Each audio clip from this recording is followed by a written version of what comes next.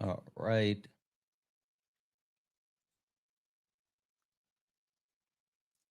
Looks like we're G to G. All right, guys. If you're a Trump supporter, get in the box. We're only looking for some debates. If you don't mind, send your daily heart me. It's only one coin. It'll help boost the live, push us out to the FYP. Tap the screen, do all the wonderful things. We're going to go ahead and get started and check one other thing really quick. All right. So we're going to go ahead and get started here. Again, if you are a Trump supporter, get in the box. We are only looking for some debates. With that being said, let's go.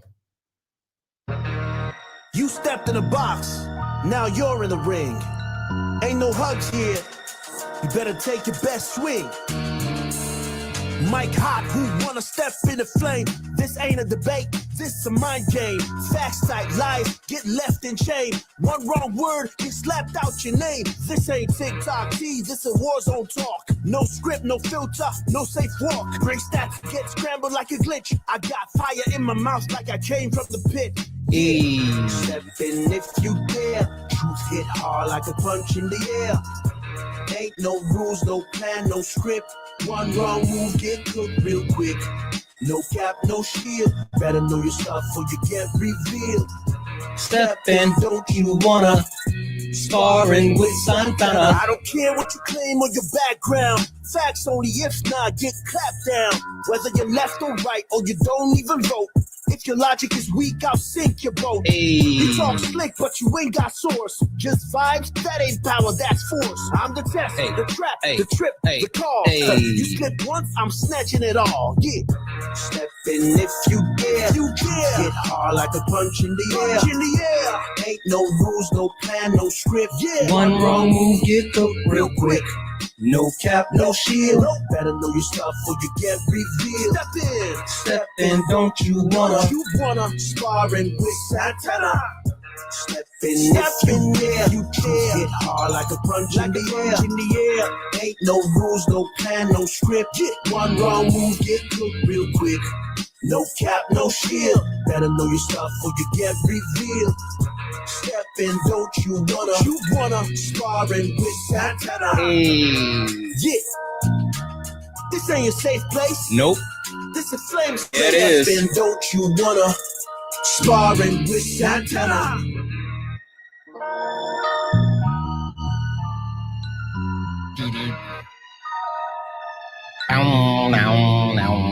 Guys, welcome in. This is Sparring with Santana, one-on-one debates with Trump supporters.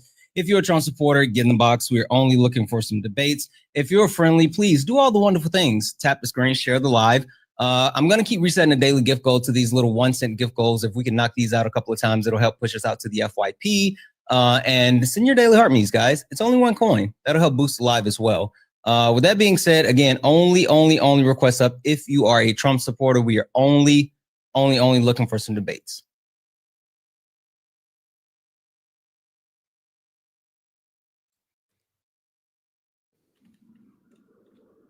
Hi, are you a Trump supporter?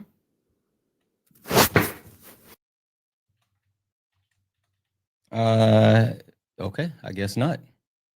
Guess not. Let's see here.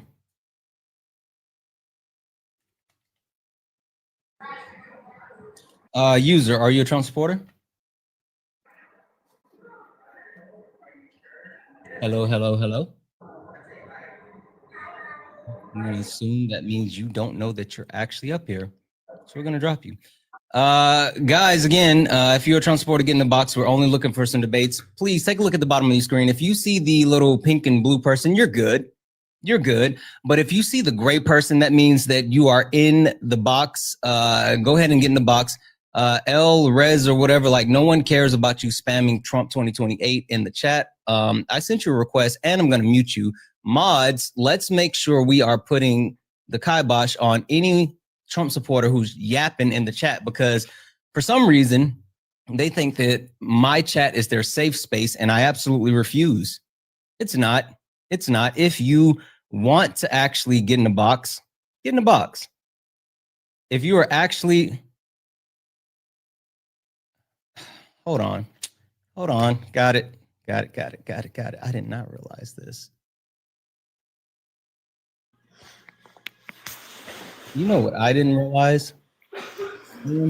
I didn't realize that we didn't have you blocked on the main account, but I got you now. So you're good. Thank you for coming in so we could block you on the main account. Thank you very much. Thank you very much.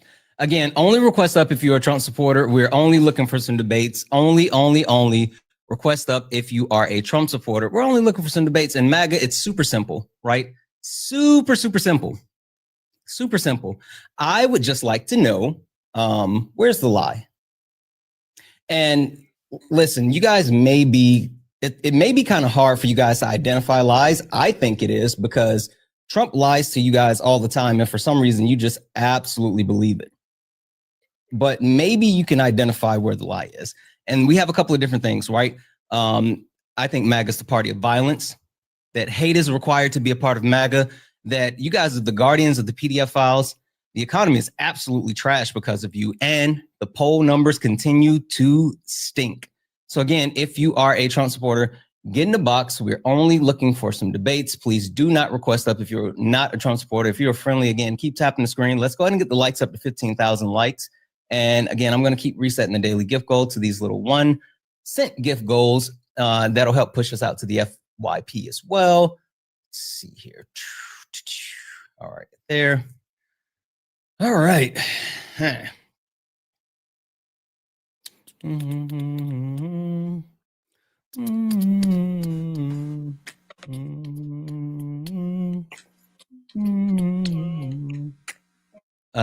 Ice, I see you're kind of loaded, but looks like you have bars. Can you hear me?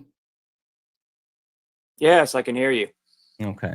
All right. 1 second. Hey, user, whatever, bunch of numbers. Guess what? You just got muted. Get in the box. No one cares about your conspiracy theories if you are unwilling to actually get up here and defend them. Ice, you're a Trump supporter, right? I think you and I have spoken. Yes. Okay. All right. All right. Well, hey, listen. How you doing? I'm okay. I'm okay. I'm battling through a little bit of an issue. That's why I got my glasses on. Like my right eye's kind of fucked, but it's all good. So I know you know who I am, and I know who you are. But would you mind if I give a quick introduction to everyone else, just so they know, who I am and what this is? Perfect. 1 second. Go for it. Ladies and gentlemen, welcome to the main event.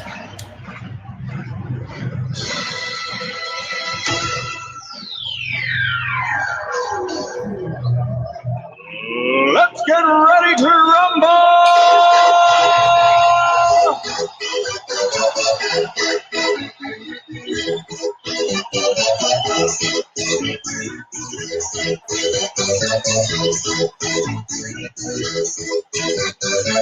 Y'all ready for this? Guys, welcome in. This is Sparring with Santana, one-on-one debates with Trump supporters. If you're a Trump supporter, get in the box. If you are someone that supports Donald Jimothy Trump, get in the box. We're only looking for some debates. With that being said, keep tapping the screen. Let's go ahead and get the likes up to 25,000 likes. Ice, if you don't mind, help me out, because I have a couple of different things on the background, and there's a lot that's been happening with MAGA as a whole. And I would just like for you to help me identify where's the lie, right? Because it seems like you guys are the party of violence. Hate is required to be a part of MAGA. You're the guardians of the PDF files. The economy is absolutely trash now. And also Trump's poll numbers stink. So can you tell me where's the lie? Yeah, this is all my pin. Oh, you're breaking up. You're breaking up. Ice, can you hear me? Just out and come back. Just one moment, okay? Yeah, I can hear you. Just one moment. Yep. Again, guys, if you're a Trump supporter, get in the box. We are only looking for some debates. Do not request up if you are not a Trump supporter. We are not talking to friendlies. If you're in the request and you are not a Trump supporter, please stop requesting up. Like, I'm kicking people out of the box that are not Trump supporters. And if you keep requesting, you will get blocked. Like, there's that. There's that. And yes, I know no lies have been told. No lies have been told. So again, I'm looking for anyone that can actually help me out. Silver, are you a Trump supporter? Correct. Okay, perfect. Silver, while we wait for ICE to come back, can you tell me where's the lie?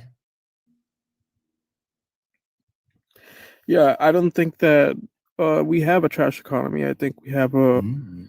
we have plenty of indicators that actually the economy is improving. Mm. Okay. And yeah, it's you know much better than it was under the previous administration. Interesting, interesting. Okay. All right. So this is what I would love to hear from you, Silver. Can you tell me what are those indicators that prove that we have an economy that is absolutely turning around and booming?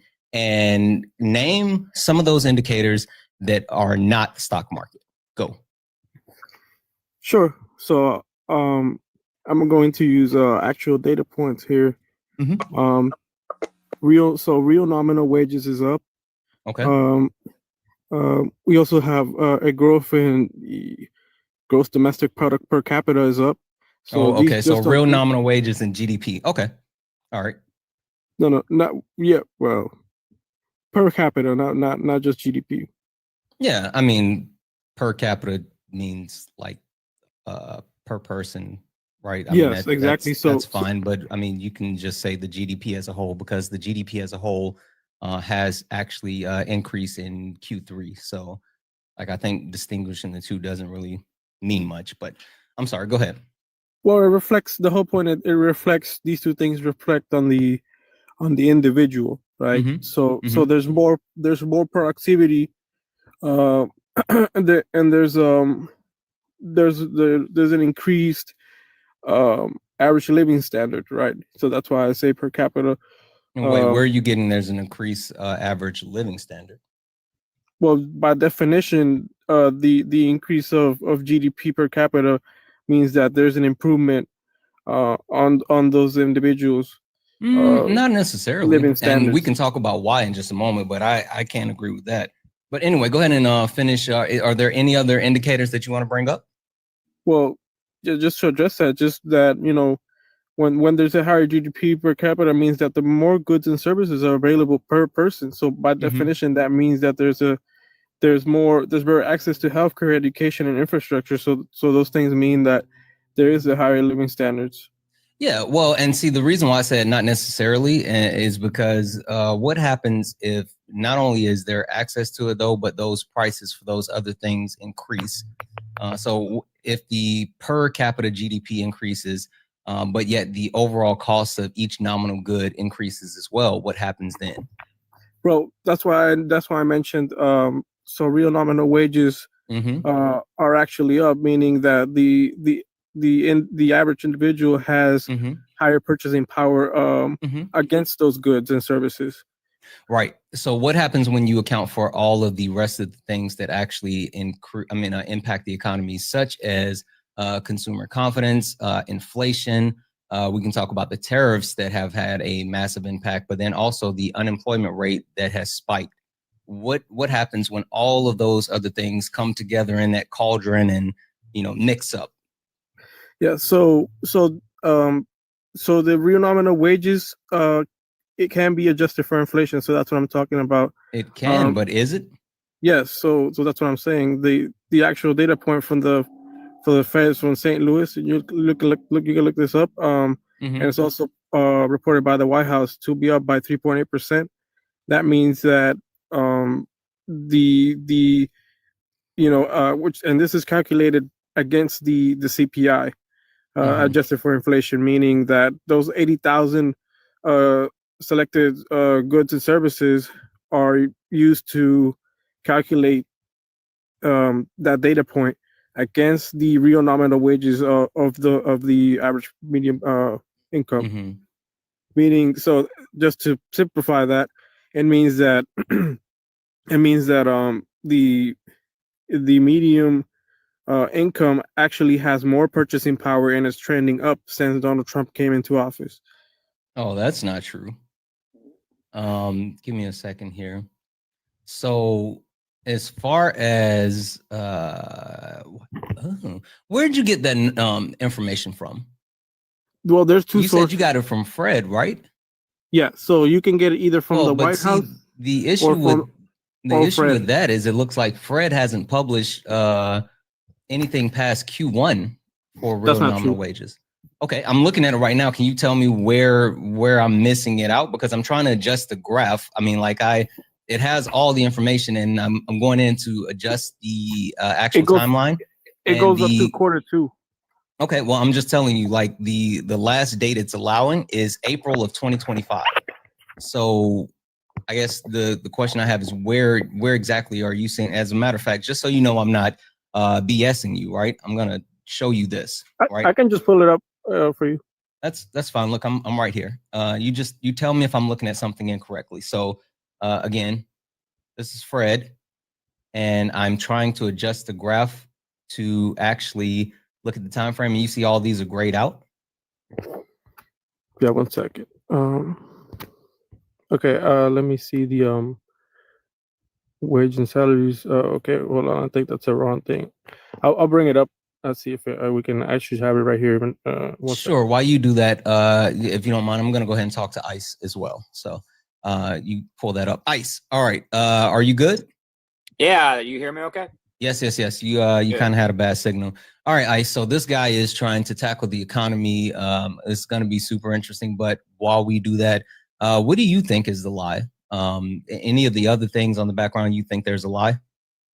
Well, yeah, this is all my personal opinion. You know, I hate required. Are you said you think that's like both sides, or what do you think MAGA's hateful, or how do you see that? Yeah. So what I want to differentiate is that I'm not saying every single person is hateful, because yes, I do think there are hateful individuals on both sides of the aisle. But what I will say is that it seems like with being MAGA, either you are hateful or at the very least you're okay with being or okay with the hateful people, and even more so because of Donald Trump, his ways, the things that he projects and alludes to. It's something that you have to be accepting of in order to actually call yourself, MAGA. I was actually I was a Democrat 20 years ago. I voted for John Kerry. I just think what's happened to the left and the Democratic Party. I mean, Joe Biden was a moderate Democrat for his entire political career, right? But I would say his presidency was woke. When we look at an open border, a quasi-open border, approximately 10, 15 million illegal immigrants come in, asylum laws are loosened. I believe in tolerance, but it seems to me like, the glamorization of homosexuality I just think that the left the left has turned into some kind of Jacobin, French Revolution, 1789, or we could even say maybe the Bolsheviks of 1917. I'm not saying everybody, right? But there's a significant percentage of people on the left that are probably about approximately 25% that are okay with political violence. Okay. So I want to take a whole step back, and if you don't mind, what is woke? What does that mean? The villainization of whiteness is the opiate of the left. Ooh, the villainization of whiteness. Well, this is what I would say is the summer examples would be the summer of 2020, where the left was imposing totalitarian lockdowns in 2020 and 2021, but they flip, they do a 180, and in the summer of 2020, they encourage protesting and allow chaos and riots. I think that's very hypocritical and just awful. Also, to the Gaza protests here that we hold on. I don't want you to go too far past. Let's stick with that one. Okay, so now, first and foremost, a question: do you think white men are oppressed in America? No, but I think that straight white men have been feminized and villainized by the left, but I wouldn't say oppressed. Feminized and villainized, yeah. So I really don't want to get into the whole feminized thing. I think it's weird that people toxic masculinity. Go ahead, though. We don't have to get. Yeah, I mean, toxic masculinity is a thing. I think it's weird that people, for some reason, like to really lean into other people's sexuality or worry about what they do in their bedroom. But I do find it super interesting when you say white men are being vilified. Can you give me an example? Yes. Are you familiar with the work of James Lindsay? You know who James Lindsay is? He's one of the sharpest minds on the right, along with Jordan Peterson and Andrew Wilson and Jay Dyer. And he did it was known as, he submitted like hoax papers And what he did is he basically took Mr. Mustache's manifesto and just replaced Jewish with straight white men and submitted that as an academic paper, and it was accepted. Okay. What does that have to do with anything? Well, you asked me how white men were being villainized, straight white women were being villainized. Just because this guy was able to actually submit a paper where he replaced Jewish people with straight white men and the actual paper was accepted, you think that is verification? Well, it just what was it accepted to? It was a publication. He did it along with here. I can pull it up for you real quick if you'd like. Just a moment. Yeah, I mean that would be great because I mean, unless we're saying that this is accepted as some type of study that was completed or some type of actual have half the society. While you do that, Silver, I see you have the chart on the screen, but I would love if you could tell me where I can find that chart versus actually just putting it on the screen. Sure. So I'll give you the actual series name. The series name, it's LES1252881-600Q. Okay, and I should just go to Fred and put that in? Fred St. Louis, yeah. Okay, perfect. Give me a second here. All right, so I'm here and I'm searching, and just FYI is LES1252881-600. Q is in Quagmire. Yes. All right. Search. All right. So again, I don't want you to think that I'm pulling your leg. So I'm going to show you what I see one more time. All right. So let's see here. Again, this is Fred, and this is what you told me to look up, right? Yes, that's correct. Okay. So is this what you're referring to? Yeah, I think so. Yeah, I think that's correct. So this, let's see here, goes here. And then when I try to go to a year and I try to adjust 2025, same thing.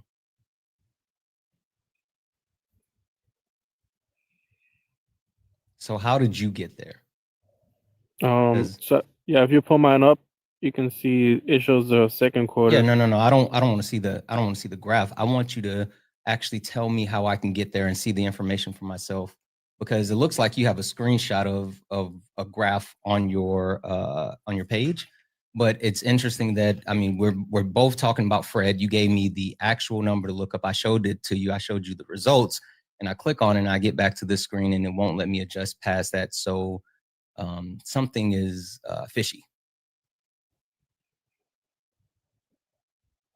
One second. I guess I'll look at the settings that I have on, but just by default, when I pull that chart up. Or how about this? You know, because you do have camera access. I'll give you the big screen. How about you start from like the Fred homepage and then take us there instead of actually posting a screenshot? I don't know how I can. You know, I don't think I have a secondary device. No, you don't need a secondary device. Did you see how I just did that? Like the way that you have your screenshot on, turn the green screen off, turn your camera around, point it at your computer, and take us step by step. I'll give you the big screen. Yeah, that's what I'm saying. I don't have a laptop with me. Like I searched it up on my phone. That's what I'm saying. But you don't think that's like a little bit, you know, kind of funny, like if I'm sitting here and I'm like showing you and looking up the information and going through everything that you told me to go through, and for some reason you can find it but I can't find it, and you have a screenshot for us but like I can't get there? So you can do a search on this. You can just ask your favorite AI, whoever, just ask them for. Did you use your favorite AI? You can. It gives me the same numbers. Did you use your favorite AI? Or you could use the White House progress report. It's the same thing. Sure. I have no interest in using the White House progress report. But again, I'm on Fred, right? If you're saying this is from the Federal Reserve Bank of St. Louis, then it should be just as easy as typing that in and looking for it, right? Okay, how about this? So the specific number that you gave me did not work. How about the actual title that you're using? Yeah, so, okay. Can you give me the title? Sure. So the title is employed full-time, medium, usual, weekly. Hold on. Sorry, for some reason it wasn't typing here. Okay, all right, 1 second. I found it, Santana. All right, 1 second. Employed full-time. Medium, usually weekly. I'm sorry, usual. Is weekly. there any like apostrophes or anything? Yeah, so after employed full-time, Okay. column, Okay. medium, usual. I'm sorry, median. Median usual weekly real earnings, wage and salary workers, 16 years and over. Correct. Okay, that's where we are. So again, that's the same thing that we've been looking at. That's the same graph that I've been pulling up this entire time, right? And so again, and I just again, I'm not trying to, pull your leg, or I'm not trying to downplay what you're telling me, but again, that's what it says here. Employed full-time, median usual weekly real earnings, wage and salary workers, 16 years over. And then it has that number that you actually gave me. And then I've changed it to 1 year, right? So we can look at it. Just press max, and I think it'll show the second quarter. So okay. Yeah, towards if you hover towards the very end there, it should show the second quarter. Q2 3.65. So all right, so let's again, that's correct. I want to be specific, right? I want to be specific, and let's see here. Yeah. So technically this is Q1, right? January, February, March, that's Q1. April is the only reporting of Q2. Right? Yeah, again, sure. We can't go past April. Yeah, so it's trending up. Yeah, but you're not actually, your whole premise doesn't equate for anything that's happened past April. It's November. You don't think that like that's a huge missing piece of data? Well, if we look at since he took office, right, since 2024 to the second quarter up to, we'll say up to April, that means that it's been trending up. So we can say that he took office again, at the end of office at the end of January, right? Yeah, and you can talk about the actual things that he started implementing really took place at, let's say, the start of February, and he's been in office for 10 months, and we only have approximately 3 months of data. So you're talking about 7 months of data that's missing. You don't think that 7 months of data is pertinent? Again, this is due to the shutdown, right? Some of that data, because of the way it's reported, is missing because of the shutdown. But yeah, I mean, and I'm not saying that it's not, but the point that I'm trying to make is you're trying to actually build a case on the expansion of the real medium wage, and we don't have actual reporting of those numbers in the last 7 months. So I think that's kind of a large leap, right? I mean, what we do have more recent history and information of is the unemployment rate. We have more information about the rising interest rates. We have more information about the tariffs that have been implemented, like all of these other things that speak negatively to the economy. And the thing that you brought up saying that it's positive for the economy, there hasn't been any data that we can reference since April. So yeah, so again, that is gives the actual insight into we don't need to use that data point specifically. There's other ways to get to those numbers. Sure, go get some of those other ways. I'm going to thank a couple of people, and then I'm going to talk to ICE. Find me another way, because again, I mean, information, I can pull you up the most recent unemployment numbers, even with the government shutdown, right? I mean, you mentioned the government shutdown, but there are still reportings from September. We didn't get reportings from October, but we still got reportings from September. So if there are actual numbers that you can use that are more recently, go get that information and we'll take a look at it. Right, but regardless of whether no, I don't want to regardless. I want to see what you're actually basing your opinion on. Yeah, it's Because if based you're on saying that, that you're data basing your point I opinion, just gave you. That so just, you're just basing because, you're basing your opinion on the current economy at the end of 2025 based off of information from the start of 2025. up to the second quarter, up to April. It's not the second quarter though. It's the first month in the second quarter. You're basing your opinion off of approximately 3 months of Donald Trump, and you're disregarding the additional 7 months of Donald Trump. Not disregarding, but again, those trends, they're not going to be significantly changed in those 7 months. Yeah, but the trends were occurring under the Biden administration. I mean, there were multiple trends that were occurring under the Biden administration that actually took a complete change when Donald Trump took over. I mean, our GDP was growing faster. Unemployment was down. Employment was up. Like there were multiple, like the inflation rate was going down. There's multiple things that were trending in a positive direction when Donald Trump took over. And even still at the start of Donald Trump's administration versus where they are now. So again, go get me something that's more up to date and we can take a look at that. Sure, that is up to date, but okay. Yeah, sure. 1 second. W's in the chat for Sophie. Sophie sent a $5 donation to say, love watching your streams. Sophie, thank you so much. I really appreciate you. Thank you for being here. W's in the chat for Muzu, who's here for, who sent a $2 super chat to say, good morning, Santana in chat. Good luck today. Thank you so much. I really appreciate you. W's in the chat for Patty, who sent a $10 Canadian and just a heart with some love. W's in the chat for the Tori experience. Hey, Tori, who sent a $10 super chat to say, well done, Santana, schooling that guy. Exactly. You know how we do. Guys, if anyone else would like to support the live, you can do so. Cash App, PayPal, Venmo, all the pay links in the link tree in the bio. Santana Speaks for You. Santana Speaks for You is the best way to support the live.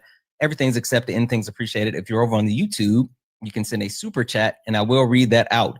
With that being said, if you're a Trump supporter, get in the box. We're only looking for some debates. Please do not request up if you are not a Trump supporter. We're only looking for some debates. Also, W's in the chat for Elizabeth, who sent a $5 donation saying, I enjoy listening to you, Parker and Dean debate. I learned so much listening to you all. There's a lot of information to sort through, and you all help us learn what's right, comprehend what's wrong. Thank you all for what you do. Absolutely. Thank you, Elizabeth. Ice, you said you had something for me. We were talking about the hatred on the right, and you were telling me about a study that came. Go ahead. I'm sorry, not a study, but an actual paper that was accepted. Yeah, so it's a grievance studies affair, and I can read. It's on Wikipedia. I can read it to you if you like. Grievance study affair. Yeah, grievance studies affair. Yeah, let me go back. Okay, 1 second here.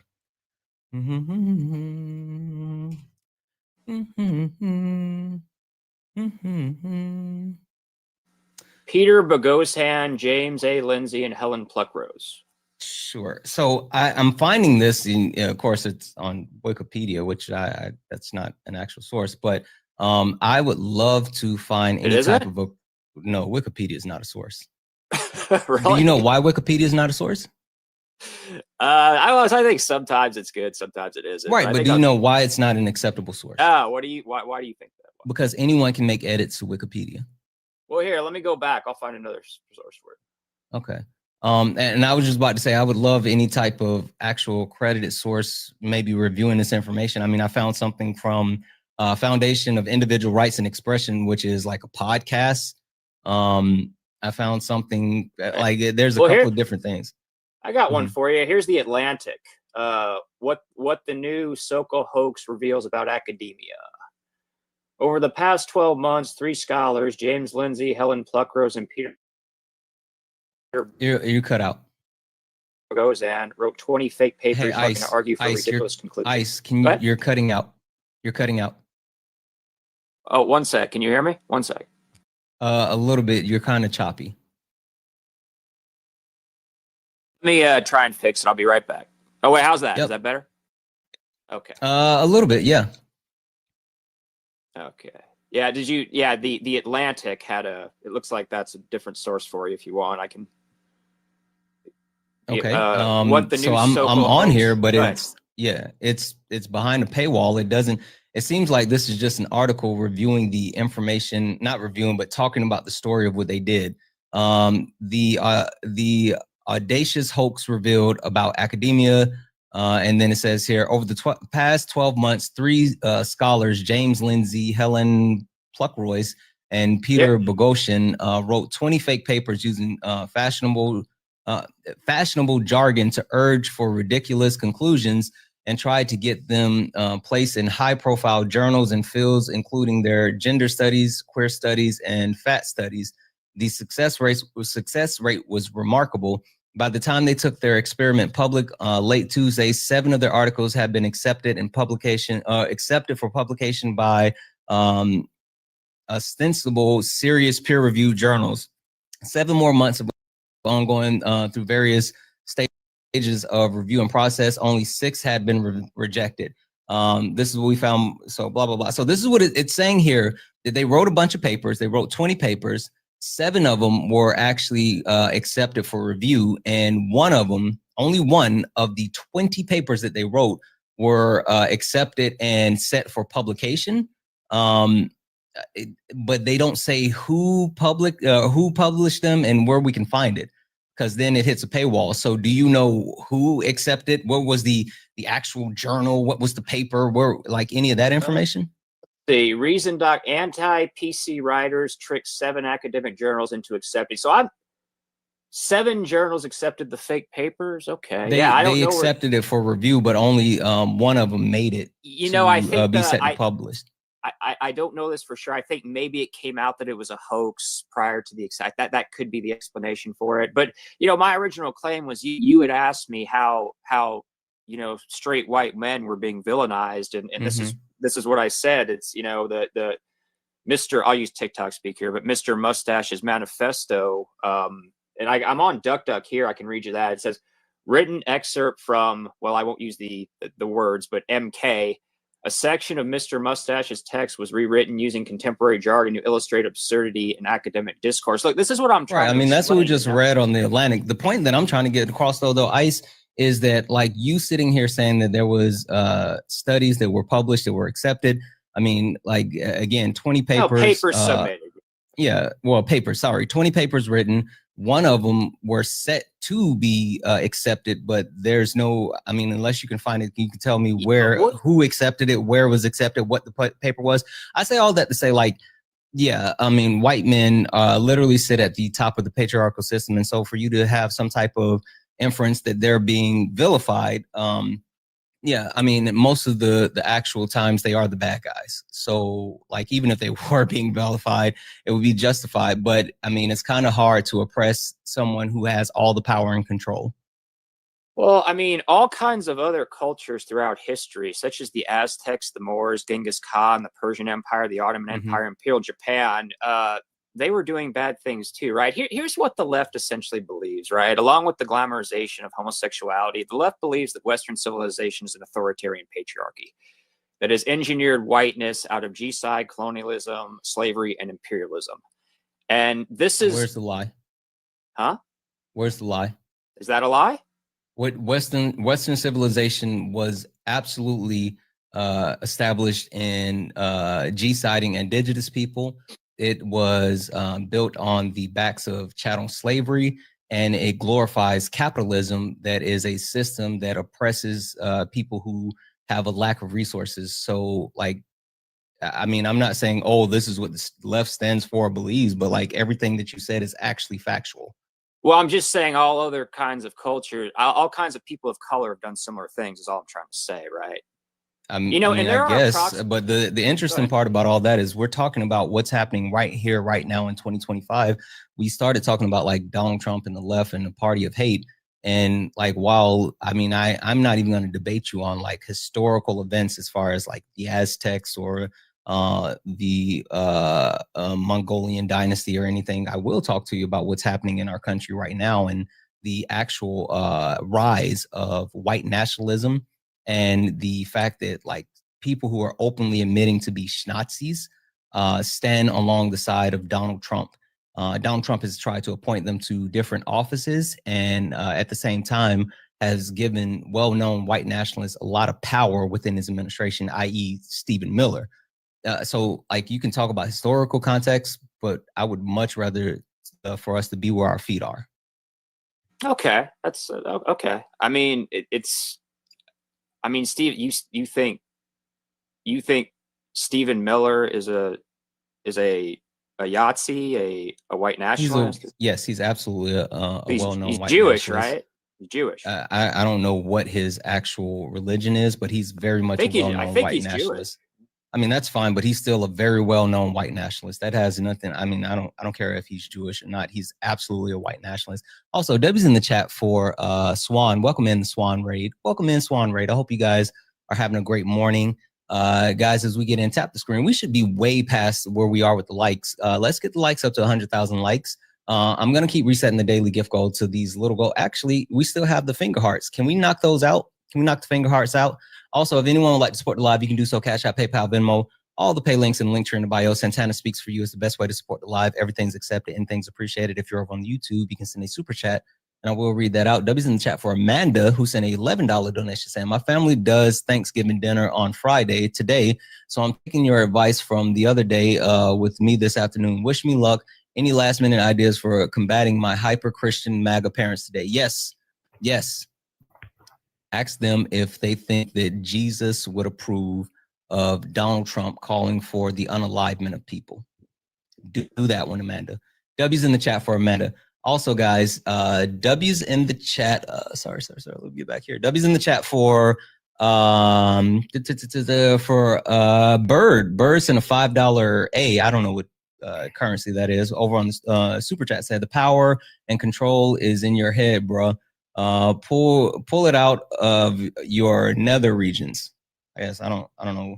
Sure, fine, cool. Again, if anyone else would like to support the live, you can do so. All right. You were just talking about Stephen Miller. Yeah, I mean, I think what's happened is MAGA is largely a reaction to the woke left. And what I was another thing with what I was trying to illustrate with James Lindsay is that the left controls universities. And what's happened here is postmodernism and the Frankfurt School and Hollywood and MTV has made the left crazy. Okay. And I know it's ironic. I support Israel.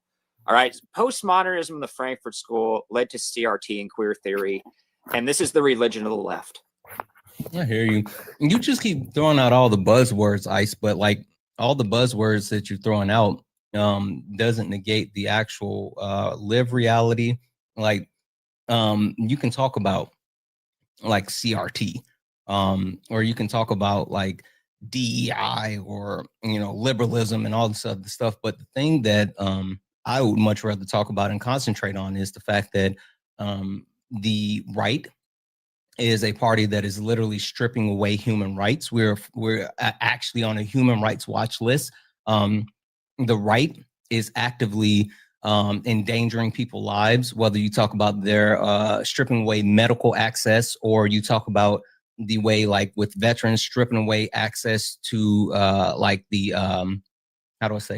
the support hotlines, like the crisis support hotlines. Yeah, he is solid. You can talk about like multiple things that the right is actively doing while harming everyday Americans. So I think there's a huge difference between you talking about like ideals, right? That you think that the left is portraying in actual actions that the right has been consistent and persistent about taking. I mean, whether we talk about them executing a 50-year-long plan to strip away women's rights to healthcare, to access healthcare, them now making a shift towards the educational system, which dismantling like the Department of Education leads to multiple levels of oppression, especially those students with special needs that will like go without. So it's a lot that you can say, but you can talk about the ideals of the left versus the actions of the right, and the actions of the right are harming people. Look, I'm pro-choice. I'm with you on that one, man.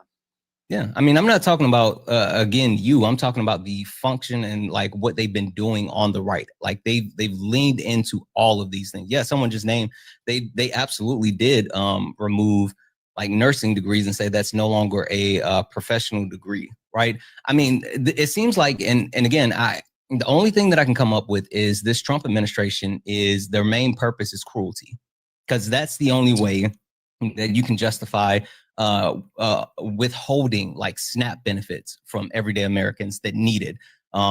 talk about them actively trying to raise insurance rates so that everyday Americans have to pay higher insurance costs, removing protections so medical debt can now go back onto people's credit report. Like, they're actively doing things that are just harmful. Like, how do you explain those things? Yeah, I mean, I'm not a fan of the big beautiful bill. So I mean, there definitely are some things I agree with you on. I just think that the left is so crazy and dangerous that I support Trump. I mean, I just think the left is like crazy.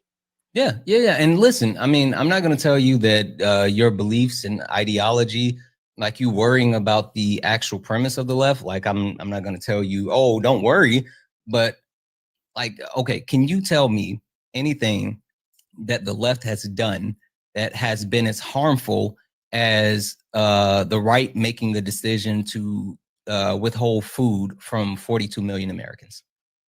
I mean, but you're framing that to put that all on the right, aren't you? Oh, I'm sorry. Yeah, because Donald Trump made an actual decision to not release and we don't even have to talk about the government shutdown. We can talk about the actual plan that was put in place just in case this happened, right? There was preparations with additional emergency funds that had been allocated just for this reason. And instead of actually releasing those emergency funds, Donald Trump said no.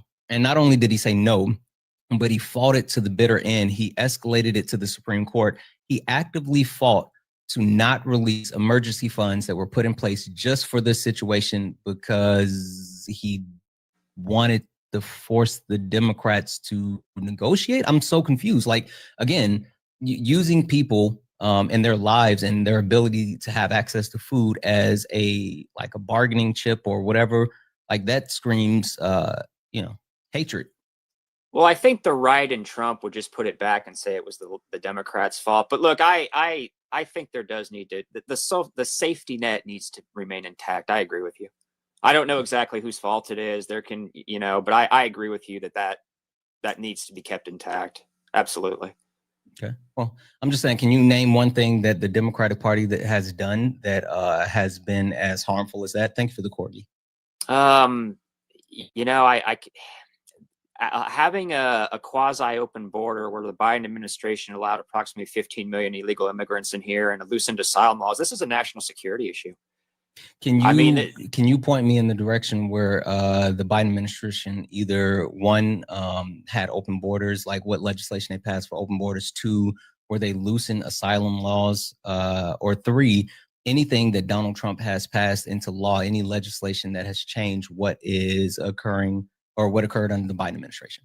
Well, when as far as the asylum laws being loosened, I remember J.D. Vance debating Tim Walz on that, and that's the case that J.D. Vance made. And I mean, when President Trump left office, the border was essentially sealed. Title 42 was intact. And sure, what's Title 42? Oh, it was the emergency measure for during C-19, right? And did Joseph Robinette Biden want to keep Title 42 in place? I've actually heard claims that he did, but all he would have had to do was issue an executive order like Trump did. No, that's not true. That's come on, absolutely not true, Santana. because that's absolutely not true, because he went to the Supreme Court. Like this was literally ruled in the Supreme Court that he was unable to actually keep Title 42 in place.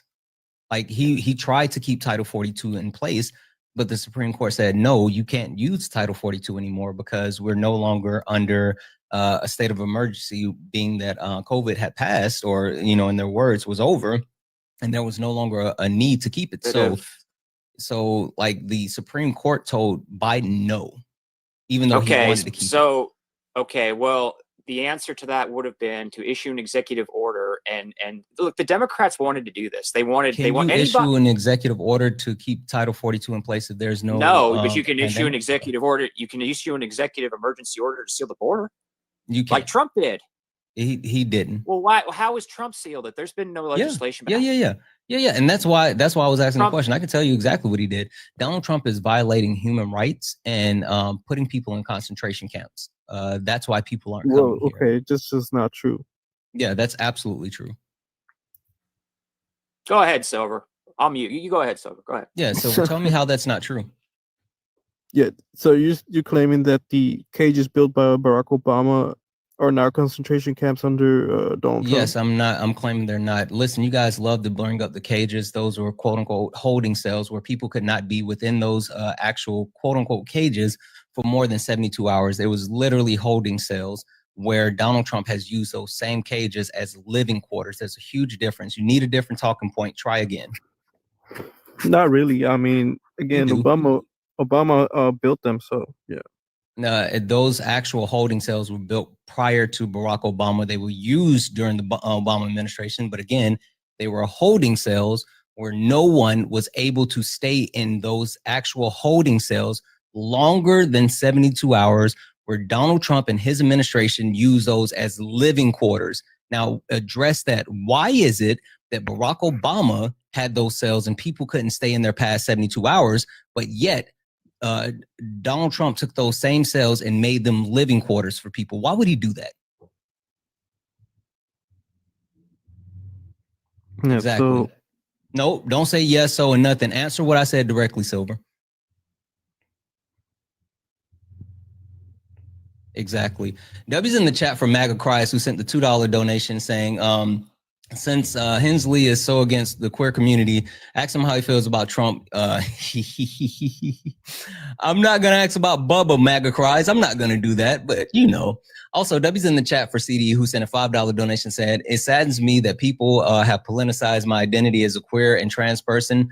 The only identities that are politically affiliated. Exactly. Like, it's weird that people try to actually talk about like the queer community as a whole, and specifically even like transgender people, but they're just people that want to live. Like I've said this a million times, most people don't know like transgender people. And since they don't know transgender people, they feel okay like villainizing them because they can't make it personal, right? If they actually knew transgender people, then they wouldn't allow these type of injustices to stand. But since they don't know them personally, it's okay. It's fucking weird. They're just people that want to live. Anyway, W's in the chat for CD. Guys, if anyone else would like to support the live, you can do so. Cash App, PayPal, Venmo, pay links in the link tree in the bio. Santana speaks for you. Best way to support the live. Everything's accepted. Anything's appreciated. If you're over on YouTube, you can send a super chat and I will read that out. Also, guys, look up at the top. If you see the word follow, that means you're not following me. Hit that follow button. This is the main account. Hit that follow button, but this is the backup account. We bounce back and forth between both accounts as far as debates. So if you're interested in seeing me debate or any of my lives, follow both of them and turn on the notifications. Drop in the chat and let me know when you follow both of them. Silver, would you like to say anything that I've said about Obama and Trump, or would you like for me to tell you how Donald Trump is actively violating human rights, why we're on the human rights watch list, why tourism is down, and also how Donald Trump is sending people to concentration camps? Would you like for me to continue, or did you want to finish demonstrating what you know? Yeah, so so I'm not an expert on this, but just based on the fact that Obama, didn't give 74 to 80% on. What's that? I was thanking someone in the chat. You can keep speaking. So yeah, based upon the fact that 74 to 80% of the expedited removals weren't given any due process under Obama administration. Yes, it is. That's not true. Literally, expedited removal requires due process. That statement, sure. Tell me where you're finding that information. And then also tell me what happened when they went to court on the premise of expedited removal being illegal. Again, 74 to 80%. Sure. No, I hear you. I hear you saying numbers, Silver. Hold on. Silver, I need you to tell. Silver, go tell me where I can find that information, and then follow-up exercise for you. Tell me exactly what happened when the Obama administration was taken to court on expedited removal, and then what was the ruling from that. So go. It's very simple to find. I mean, I don't know what's difficult about it. That's fine. If it's very simple to find, then you can go pull it up and find it and then give me that information, because I already know the answer, because I've already looked at this information. You are saying some stuff that you think you know, but you don't actually know the information, or you're being disingenuous. I don't know which one yet, but go find that specific information. And to address the whole reason why. Silver. I'm not going to let you actually make claims for numbers, and then you don't actually substantiate those claims. Go find that information, and then you can speak again, bud. Ice, would you like to continue the conversation around Donald Trump and why I said that he's violating human rights and also putting people in concentration camps? Silver, you're spiraling. Stop crashing. Sorry, Ice. Go ahead. Well, I think I'm willing to give President Trump a lot of slack because, like I was saying, the Democrats and the left allowed millions of people into this country with no due process. So there are going to be some. But again, like we haven't substantiated what was done. We talked about Title 42. So tell me what was done to like what did the Biden administration, what law or whatever did they pass, or what did the Trump administration pass to actually stop it? Biden came up with a proposal, I think, when he got into office, but it was basically an amnesty bill. So that's what the Republicans thought, right? So they never came to a deal on. No, are you sure? Positive. Oh, I'd have to disagree with you on that. Yeah. When Biden first Joseph Robinette Biden was elected and he was sworn in January of 2021. In February of 2021, they started working on the Langford bill, and that was the piece of legislation that was up for bipartisan approval. It was Republican led. There had multiple concessions that even the Democrats were kind of against, right? There were concessions on DACA. There was concessions on the amount of people that were going to be allowed into the country. Like there were a lot of concessions that the Democrats didn't want, but they saw this as an actual opportunity to get some type of bipartisan legislation passed for the border. And then Donald Trump said, no, thank you. I want to be able to run on this. And Donald Trump specifically told his Republican cohorts, including James Langford, the Republican who spearheaded the bill, that if they hold off and they win the election when they get in office, then they'll be able to pass a piece of border legislation that is absolutely driven in the Republican mindset where they don't have to make concessions. And so they voted against the bill. And then once they actually got into office, they haven't even tried to address the border. They have passed no legislation. They haven't even brought any type of legislation to the floor to address what's happening at the southern border. Well, I mean, if I think back to 2022, 2023, anybody on the right who questioned what was going on with the massive influx of illegal immigrants into the U.S., they were just called. You cut out again.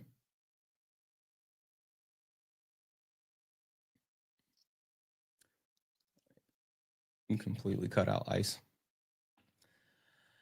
Silver, did you find that information? Yeah, so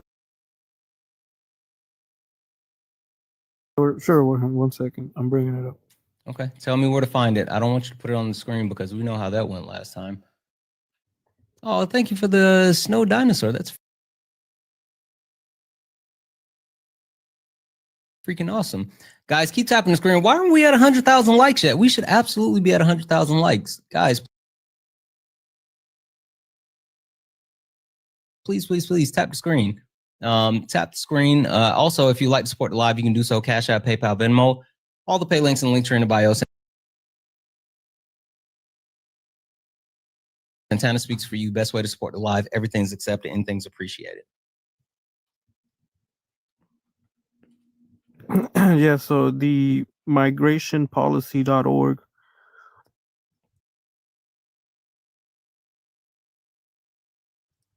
The Obama record on deportations. Okay. Migration said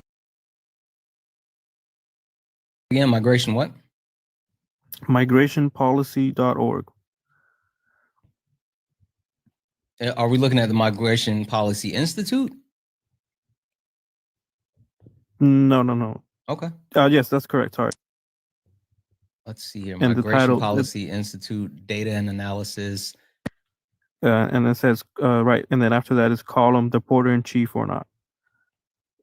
The Obama record. The Obama record on deportations, column, deporter in chief or not. 1 second. It's saying that it's verifying that I'm a human. I am absolutely a human. Got to hit that checkbox. Deporter in chief or not. Okay. All right. I'm here. The majority of the, expedited removals, because you said it was like 70-some%.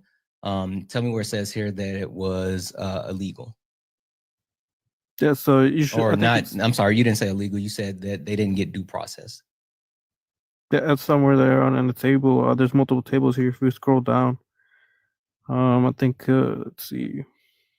First table, I see immigration enforcement records, and this talks about 93 to 2000, 2001 to 2008, 2009 to 2016. It tells like what the deportation looks like under Clinton, Bush, and Obama. So that's the first table. The second table is DHS removals by apprehensions, and it gives the actual chart as far as removals. And then the next one I see is removals and the relationship to the 2014 enforcement priorities. So it tells like the actual removal, because the Obama administration used those actual priorities for removals, but those are the only graphs that I see. Now, can you tell me where I can find that people that were a part of expedited removal under the Obama administration did not receive due process?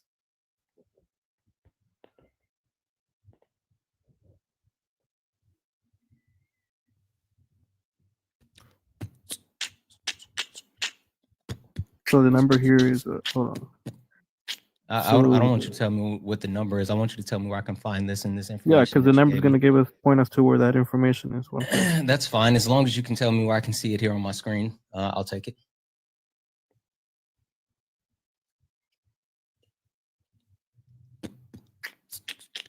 Okay, so the numbers is fiscal year 2013, deported a record 438,000 unauthorized immigrants, with 84% of border removals occurring via expedited non-judicial processes. Okay, so let me find that. One second. Mm-hmm. What are you using? ChatGPT? You're using Grok? What are you using? Oh, I use Perplexity. Yeah, maybe you should, instead of using AI, you should actually have like the actual source, like we're on this page, but two, you should actually read through the information. And three, I promise you, you're gonna want to have an answer to my follow-up questions, because fun fact, the Obama administration was taken to court on their expedited removal practices, and the outcome is not gonna help your point. So there's that.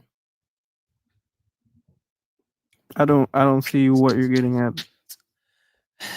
I'll just give it to you because you're not good at this, but yes, there were claims that the Obama administration was using expedited removal, which was not giving due process. They were challenged in court on this, and the courts actually ruled that yes, the Obama administration actually was giving access to due process. They did not violate people due process with expedited removal, and they were allowed to continue to use expedited removal because of the way that they were currently using it.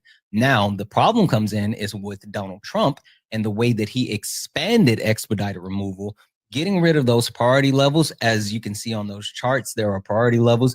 He completely removed the priority levels, and they're going towards a quota system where they're just targeting a set amount of number, and they expanded it from people that had been recently entered the country into like, I think it's like 5 years or something, 5 or 6 years, like a huge gap. And then they also stopped concentrating on areas that are close to the borders and start just shotgunning it all over the place, which is why Donald Trump has been taken to court on the expansion of expedited removal and been told, hey, you're doing some illegal shit.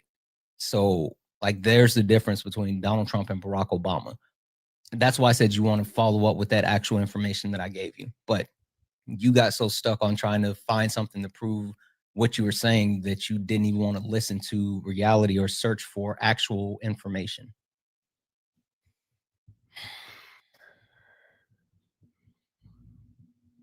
Guys, keep tapping the screen for me if you don't mind. Can we knock out the high bears? Can we knock out the high bears? Is that possible?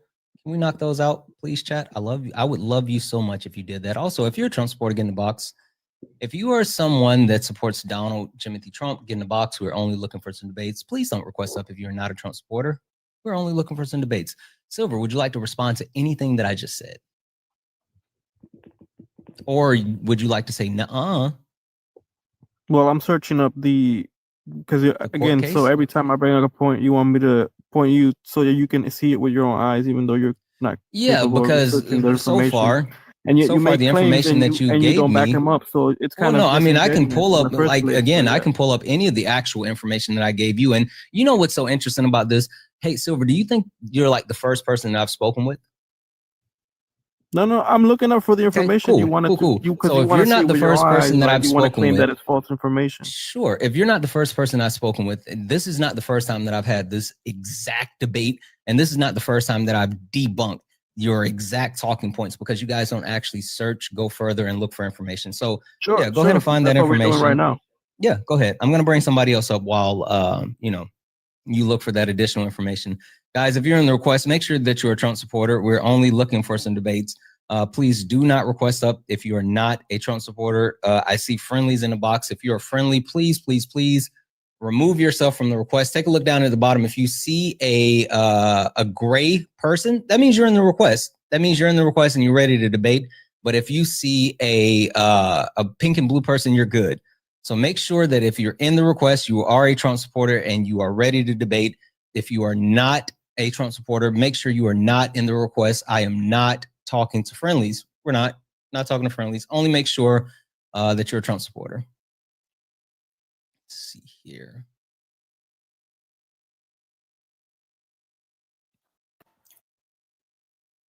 Oh, popped up. Leo, are you a Trump supporter? Leo, are you a Trump supporter? Right, dropping Leo. Carol, are you a Trump supporter? Carol? All right, dropping you as well.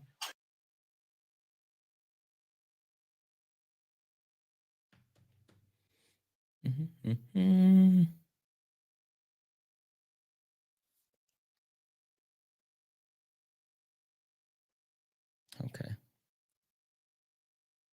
I think we've cleared out the box. All right. Again, only request up if you're a Trump supporter. We're only looking for some debates.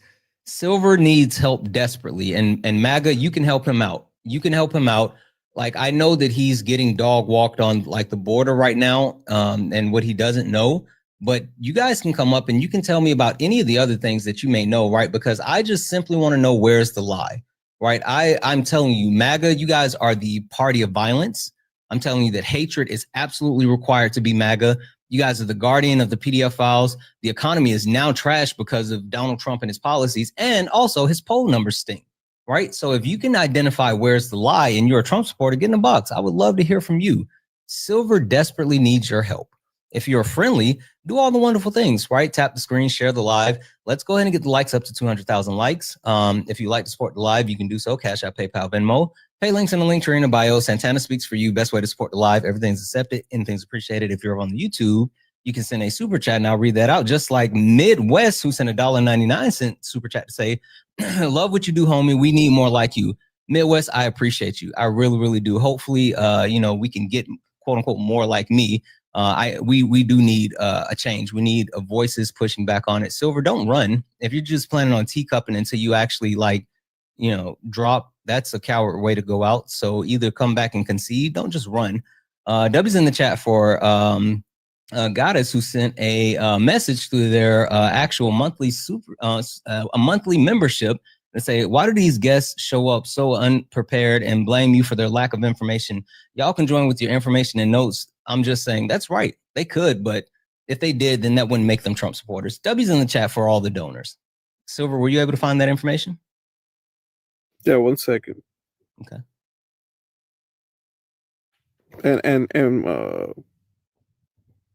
Yeah, so while you are I'm doing this, if you want to look up that point, that the previous point that you said that the economy is not doing better because of the purchasing power, I can give you the serious number for that data if you want to look that up. Sure, we'll go back to the we'll go third back to that in quarter. a moment. Let's finish up the point that we're on now. All right, sure. Just seems like you were running from it because I put that information up. You didn't, but that's fine. Let's finish this point and we can go back.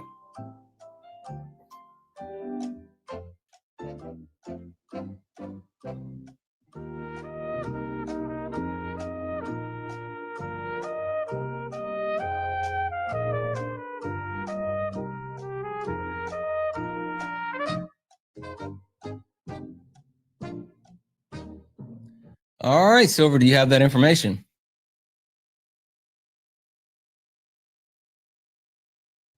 Yeah. So okay. So yeah. So here it is. It's I don't know if I can give you the.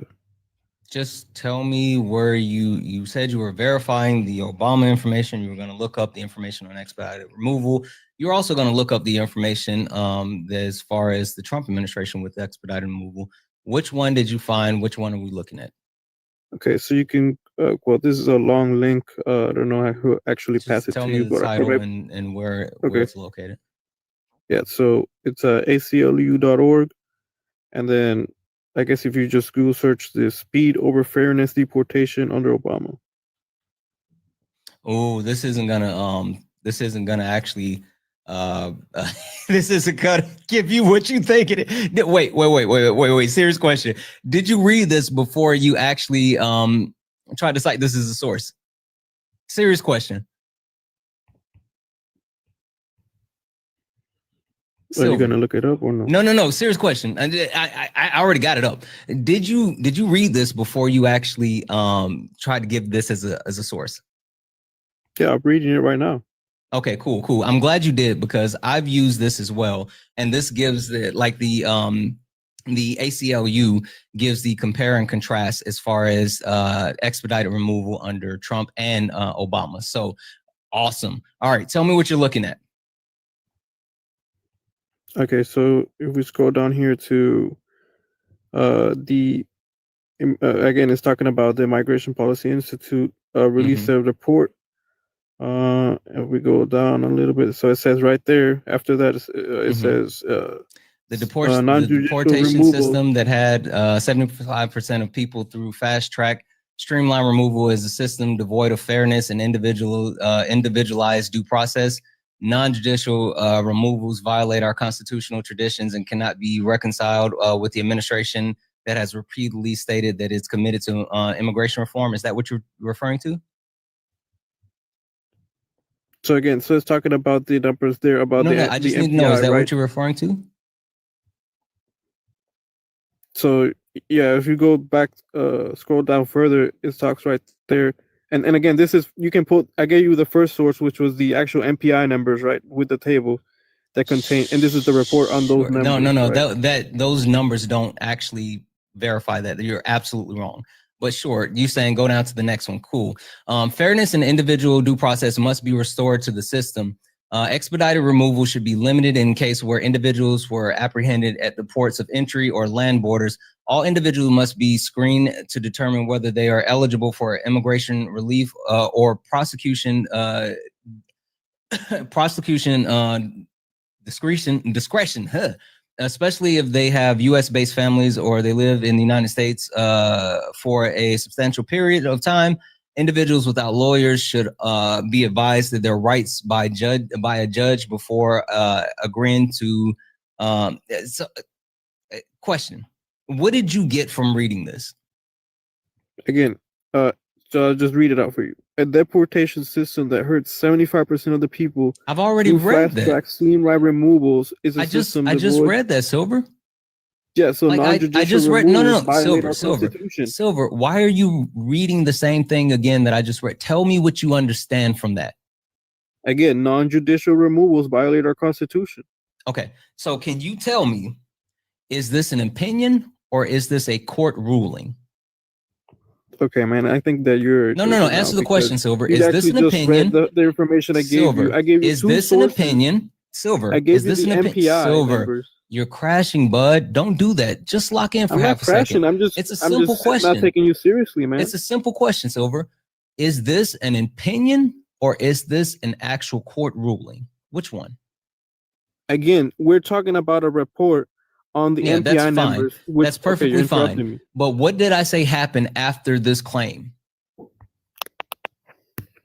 Again, I don't know that court ruling that you're talking about. Then go look up the court. I've given you the answer to the test and you still won't go look it up. Like, you're sitting here and you're giving me an opinion from the ACLU who's saying that expedited removal is un-American. Literally, this is what the last sentence of this entire thing say: anything less is un-American. This is absolutely an opinion piece. But when I'm sitting here saying, hey, yes, there was some actual back and forth about this, they were taken to court and there was a court ruling on whether or not Barack Obama and his expedited removal was legal or not. Like, that's where you should be, bud. You should actually be looking for that court case ruling to see what the actual court said about expedited removal, not an opinion piece. This opinion piece does nothing for us. The court case, the ruling from the court case, that does everything for us. No, it doesn't. It doesn't matter if this is someone's opinion. If the courts were ruling this and they said this, then you would be right. But this is an opinion. So, Silver, go look up the court ruling on what happened with the Obama administration and expedited removal.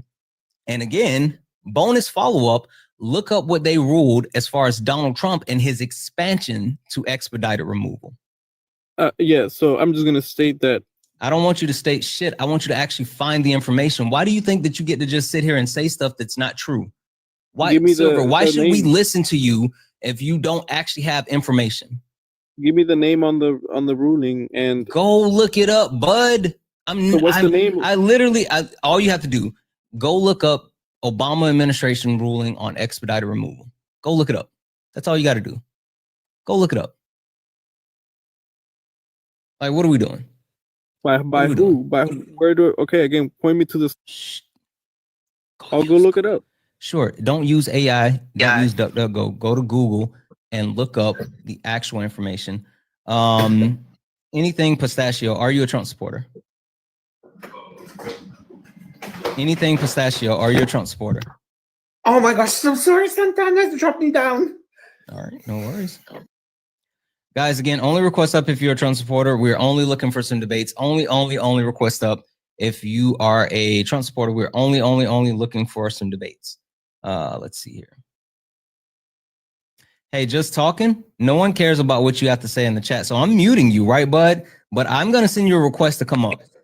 Get up here. Like, stop being a coward in the chat and get in the box. Welcome back, Ice. Hey, how you doing? I'm sorry about that. My internet's a bit intermittent, so I might lose you again, but we'll try. Okay. So we were talking about, we're still stuck here, and Silver's getting like dog walked on expedited removal. He keeps talking from the fifis in his tum-tum, but I told him to go look up the actual court ruling under the Obama administration with the with expedited removal. Would you like to tell me, or would you like for me to tell you why I said Donald Trump, like what he's actually doing to actually reduce the amount of migration into the country? Yeah, go ahead. Yeah, he's violating human rights, and he is, howdy partner, and he's now got the United States on the human rights watch list, howdy partner, and also other countries to the United States of America. That's why you see such a large drop in U.S. tourism. Our economy is suffering because tourism is down massively because Donald Trump is locking people into concentration camps for free slave labor. Okay, so, you know, as I think I lost connection right when I was saying in 2022 and 2023, anybody who questioned what was going on was just called a racist with the Biden administration allowing all these illegal immigrants into the country. Right. Mm-hmm. So, and what I was trying to say is that I'm willing to give President Trump a lot of slack, and I know some mistakes are going to be made, and I know it might seem harsh, but the Democrats and the left have really subverted Western civilization, and President Trump is fixing it. He's not, but also you've said that, right? But you, like, one, I would love for you to find the actual number as far as what's widely accepted for undocumented immigrants coming into the country. Fun fact, it's not the number that you have been propagandized to believe. But even more than that, I would love to hear why you think it's acceptable for the Trump administration to violate the rights of Americans, right? I mean, I know there's contentious talking points about undocumented immigrants, and while they do get access to rights under the Constitution, we're not even talking about like undocumented immigrants. We're talking about Americans. They're literally violating the rights of Americans. They're attacking Americans. They're detaining Americans. Like, it's a lot. So how are you okay with everyday Americans being harmed by what this administration is doing? Everyday Americans are being detained in terms of what? Yes. For the last 10 months, 170 Americans have been detained by ICE. And when I say detained, I don't mean like, oh, they're just pulled over or something. They're being detained for a substantial amount of time. And just as a point of reference, over the last 10 years prior to that, I think it's 10. Let me look that up to give you that. It's somewhere between 7 and 10. But regardless, there's only been 120 people prior to the Trump administration that were detained by ICE versus in the 10 months that he's been in office, there's been 170 people. So 50 more people in way less time. Like they're literally just violating the rights of everyday Americans.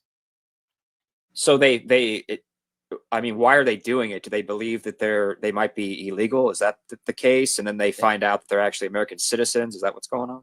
It's because they don't care about everyday Americans' rights. All right. I mean, the Supreme Court made it legal for people to racially profile people. Right. And so if you are someone that ICE deems to racially look like the people they're looking for, then they can profile you and go from that point. But then also the federal government has, quote unquote, deputized ICE in the sense of telling them they don't have to respond to local law enforcement. They don't have to adhere to local governors. And so you see them doing things like actually macing the police officers in these cities that they're in. Right. You see them actually shooting Americans. You see them like with real bullets and also like rubber bullets. They are macing everyday Americans as well. Like they're doing a lot of things, but it's because President Trump, Donald Trump and Kristi Noem, like all of them have given coverage to ICE to be able to do so. Well, there are Democratic. And Rebecca, if that's a lie, get in the box and tell me how it's a lie. Sorry, go ahead. Oh, if there are Democrats like governors and mayors too that are openly saying that they don't want to comply with ICE, right? I mean, that's look, Santana, federal law overrides everything. Overrides state law, overrides local law. This is the law of the land. That's not true. Yes, it what is about true. states' rights? Okay, well, hang on a second there. Let's look at 1965. Okay.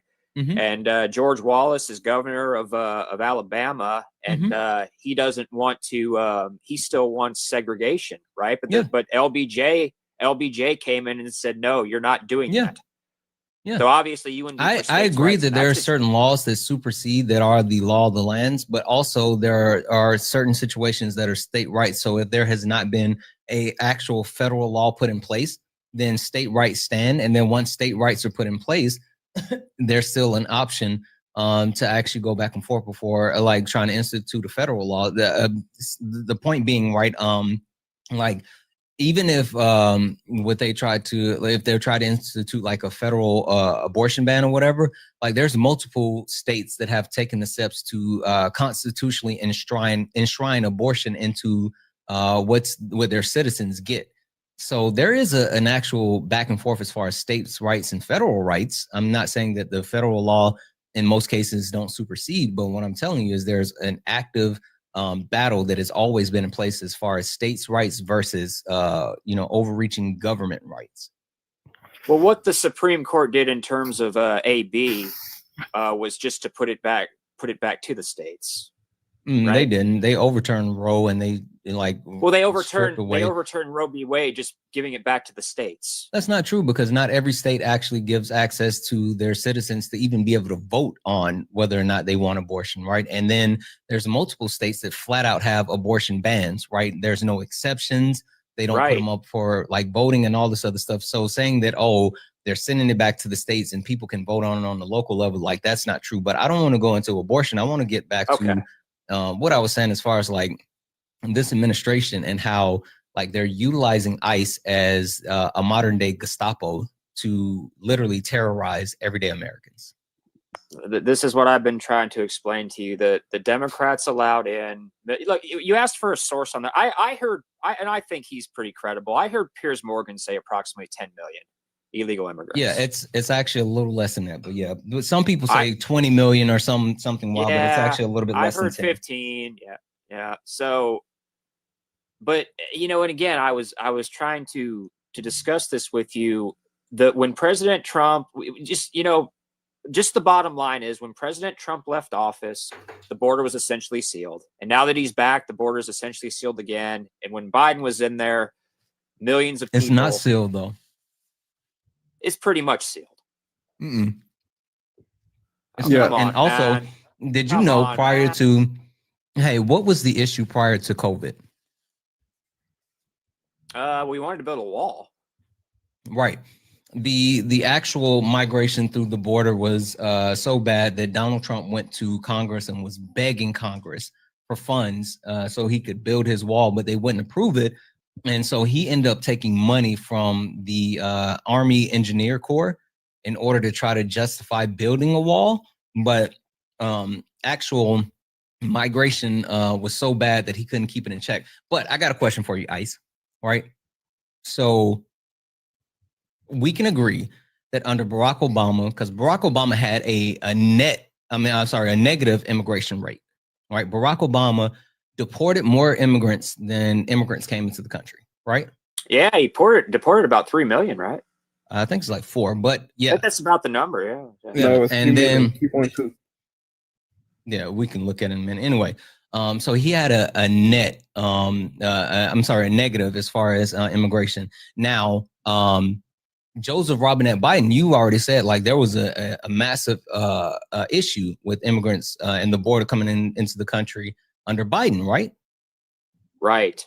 Okay. Because it's what the Democrats wanted. Sure. I hear you. That's what the Democrats want. But let's say, right, so we've already established that under Barack Obama, negative, right? Immigrants getting sent out more than they're coming in. Under Joe Biden, there's a crisis. There's a problem. Hey, what was in between Barack Obama and Joe Biden that could have actually caused issues with, immigrants coming into the border? If, Barack Obama is here and Joe Biden's here, what happened in the middle that caused that immigration issue? Well, President Trump wanted to put a wall up. Yeah, so President Trump, so he literally caused this actual issue then, because again, what he took over from Barack Obama was a negative, but yet he couldn't actually maintain or do anything successful. And he got did you know that Donald Trump created a self-fulfilling prophecy? Look, I got to check the numbers on Biden and illegal immigrants. I can check. I'm not exactly sure what those stats are. I'd have to look it up. Biden was higher than Obama. Yeah.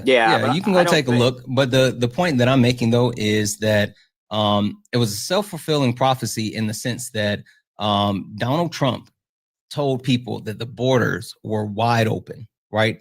He told people that the borders were wide open and everybody was coming here. And this is what he said. He said the borders are wide open, people are coming here, even though under Barack Obama, there was a negative immigration rate, right? So Donald Trump told people like the border's wide open, everyone's coming here. And guess what people started doing? They started coming. They started coming here after, of course, the United States destabilized those southern countries, but whatever. But they started coming here, and Donald Trump couldn't handle the fact that they were coming here. He literally created a self-fulfilling prophecy. Yeah, Santana, can we address our earlier point? And if Sure. you can pull up the court ruling, I'll concede. Sure. 1 second. Because there's actually no court ruling in favor of Obama. The only thing I could find was that the United States versus Texas in 2016 regarding DEPA, which was not about expedited removals. Yeah, so that was a tie. It was in favor of Obama. Sure. 1 second here.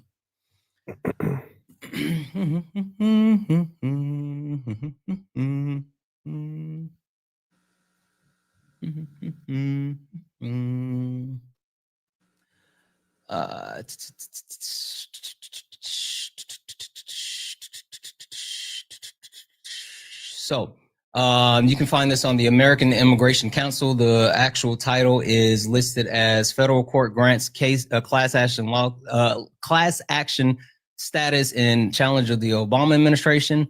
And then it talks about how they were granted under a class action lawsuit to actually be able to get multiple people in as far as being able to sue the Obama administration so they can actually stop The deportation process, this is literally says here, sorry, let me get back here. Go back up. This ruling means thousands of American children who now fight for a chance of getting a fair day in immigration court. And they were using this under the premise as far as like kids that should have been allowed access, and also asylum seekers. The lawsuit was JEFM versus Lynch that was first filed in the District Court of Seattle.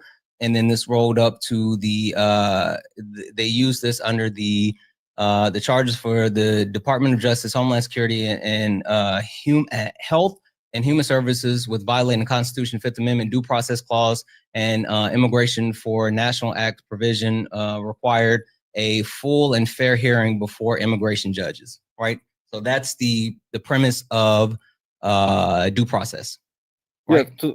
So okay. So right here, so it was a nationwide class action lawsuit. Yes, So it turned into a against nationwide Obama. class action lawsuit in order to be able to strike down due process. I'm sorry, not due process, but expedited removal. I apologize. But this is okay. So this is you said you read it out yourself here. It's to provide legal representation to the children facing the deportation hearings. Right, and again, it expanded past that. Like that was the basis of being able to get it to court, but it expanded past that. No, it didn't. It says right here. So that the Seattle certified the lawsuit for asylum seeking children in the Ninth Circuit, impacting thousands of children without lawyers in an immigration court. No final ruling declared the Obama expedited removal practice legal or illegal. So it was not. None of that declares that the 75 to 80% of the expedited removals was legal. Yeah. So if you're looking, are you looking at the American Immigration Council?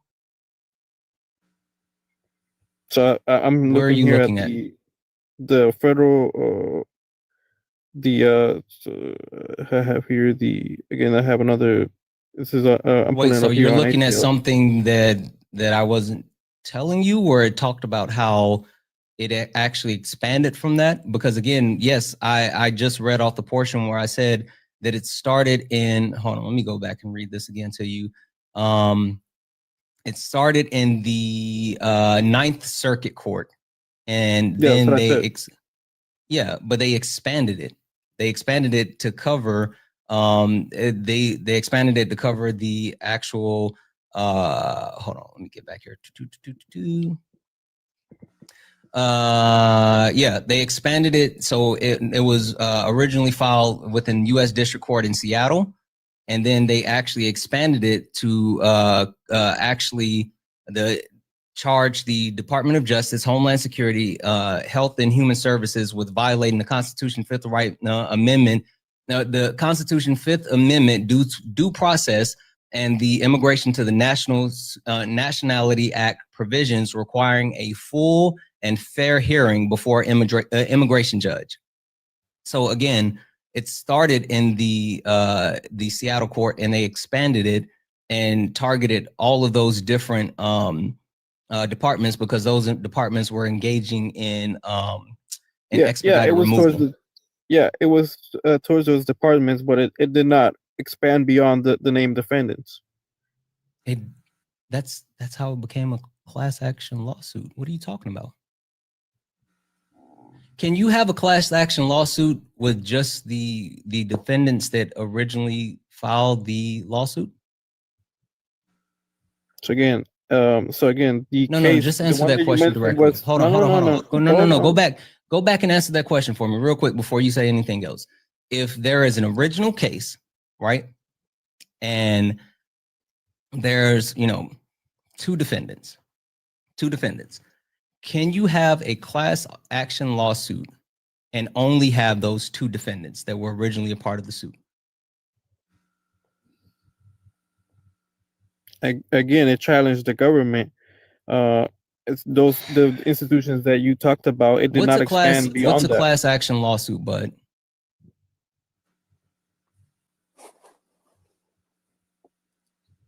What's a class action lawsuit?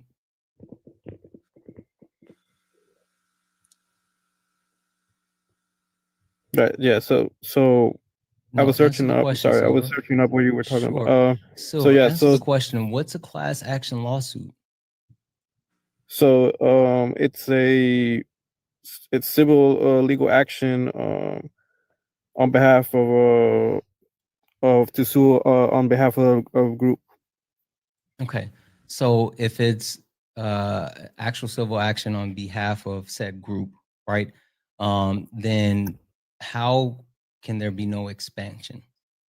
Well, yes, it's to address the widespread issues, though, right? But it's not. It doesn't go beyond the children, right? It's you're talking about nationwide expedited removals, which is completely different to those children. So just that small group, the defendants that were named, right, against the DHS. Again, but when I actually that small group used the premise of their actual lawsuit to get a class action lawsuit that covered those multiple entities that were utilizing expedited removal. Like that's how they were able to get them to court on expedited removal. They had to expand it to include what those actual people were doing. Again, Like that. This whole suit was to represent the children that were facing those deportation Yes, hearings. that's how it started. Yes, you're absolutely right. I've But already said that. expanded. It never expanded beyond that. It never expanded beyond Okay, that. so it never expanded beyond the initial suit. Okay, cool. How did it become a class action lawsuit targeting multiple government entities that were engaging in expedited removal? Again, we're not talking about. No. I would love for you. I would love for you to answer that question. Right? You said it never expanded. That's what you said, and I'm saying that it expanded to a class action lawsuit, and they targeted multiple entities within the federal government, and those federal government entities were engaging in expedited removal. So help me out. I think it's funny what you're doing because What am I doing? Pointing out again, actual information? Yeah, you mentioned the GFM versus Lynch, which is and then right, it started in Seattle and expanded and went to target the DHS and those government agencies, but it was not on the entire issue on expedited removal or ruling in favor of Obama towards the legality of those removals. So that's The just spreading Supreme Court misinformation ended at this up point, my man. blocking the deadlock ruling from the lower courts that said that the ruling could actually be blocked, and they said no, that's not accurate, and they were able to continue with expedited removal. That's why the Obama administration was able to continue with expedited removal. But you're sitting here saying that even though specifically the way that they expanded this case to cover expedited removal, you're just openly neglecting that because that's not the first premise of how the case was started.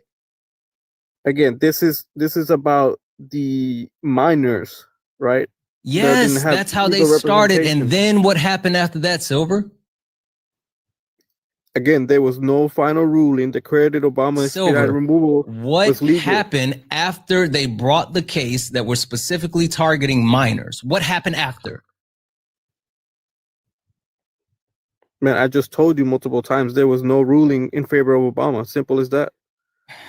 What did the Supreme Court rule Doesn't matter after how there much was you a want fourth to floor? twist it. What happened after? In What did the Supreme narrative, Court? there was What no did the ruling in Supreme favor of Obama. Silver? Stop. What did the Supreme Court rule after there was a 4-4 deadlock decision on the actual expansion that was in place? What was the ruling? What did the Supreme Court rule? You're muted. Come off mute. What did the Supreme Court rule?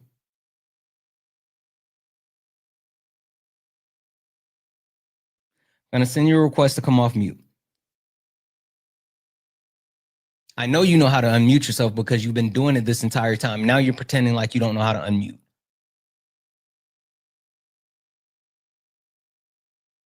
This is what they do when they get cooked, chat. Again. Exactly. Answer the question. Answer the question. What did the Supreme Court rule after the 4-4 deadlock decision? Again, no class what action did the Supreme Court rule? Let me talk. You said you Silver, wanted answer me to what I answer. said directly. What You did the said you wanted Supreme me to Court talk, rule? or are you going to mute me again? No, I don't want to hear you repeat the same thing over and over and over. I want you to answer, what did the Supreme Court rule after they were at the 4-4 split? They were deadlocking that decision. What did they rule? The lower courts were deadlocked 4-4. What did the Supreme Court rule? Again, they dismissed it for lack of the court jurisdiction. Yep, and which allowed what to happen? It doesn't claim that it allowed the Obama administration to continue with expedited removal because the class action lawsuit had been expanded to the expedited removal. You're willingly being obtuse, Silver. No. You're absolutely being obtuse. That's not in favor of Obama. That's not in favor of Obama. How is that not in favor of Obama if he continued being able to continue to do what he was doing? How is that not in favor? If he's sitting here and he was able to continue to do what he was doing, how is that not in favor? Again, just because he continued doing this does not mean it's in his favor. You said and claim, and I quote, "You're disingenuous as shit." Like, what are we even doing? Like, what are we even doing? For you to sit here and say that the Supreme Court allowed him to continue to do what he was doing, but yet that's not ruling, that's not, in favor of him. That makes no sense. That makes none.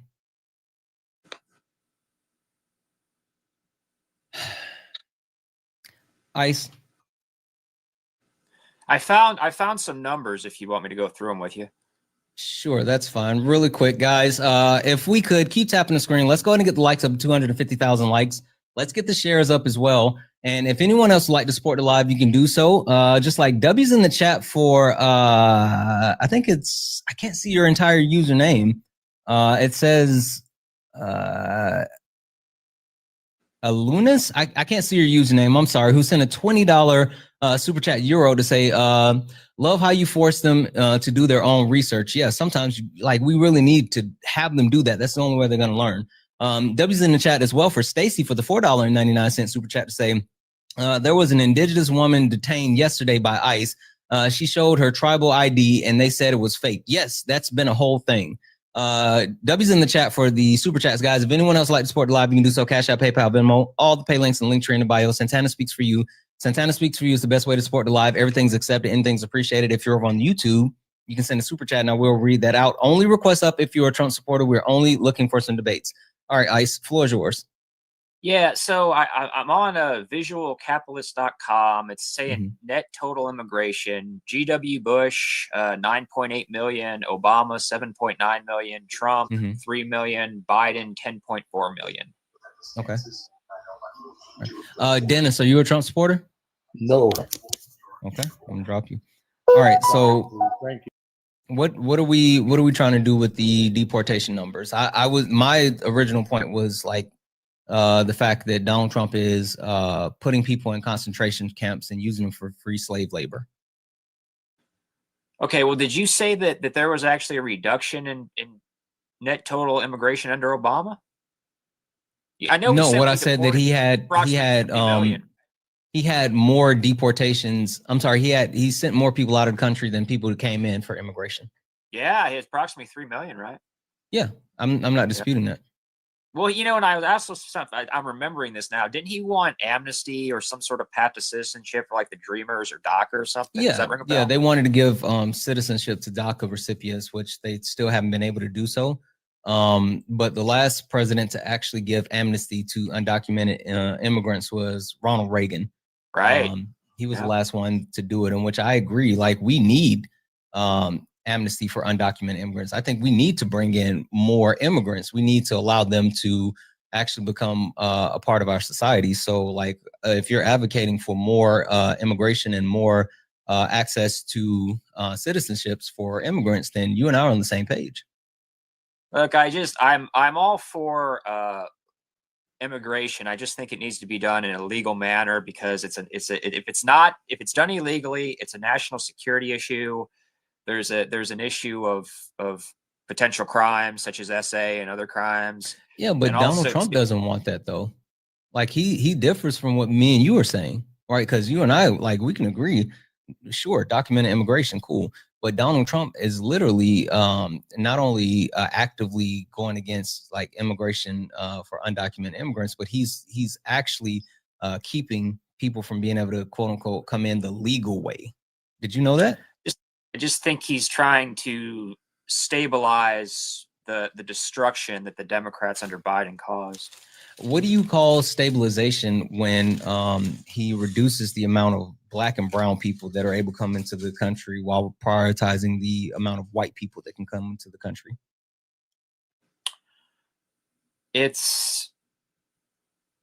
I'm just looking for a system where we know who's coming in and what they're doing. Yeah, I mean, I'm cool, but that's not what Donald Trump is doing. Donald Trump is actively reducing Black and brown people that can come into the country while highlighting white people that can come into the country. What do you call that?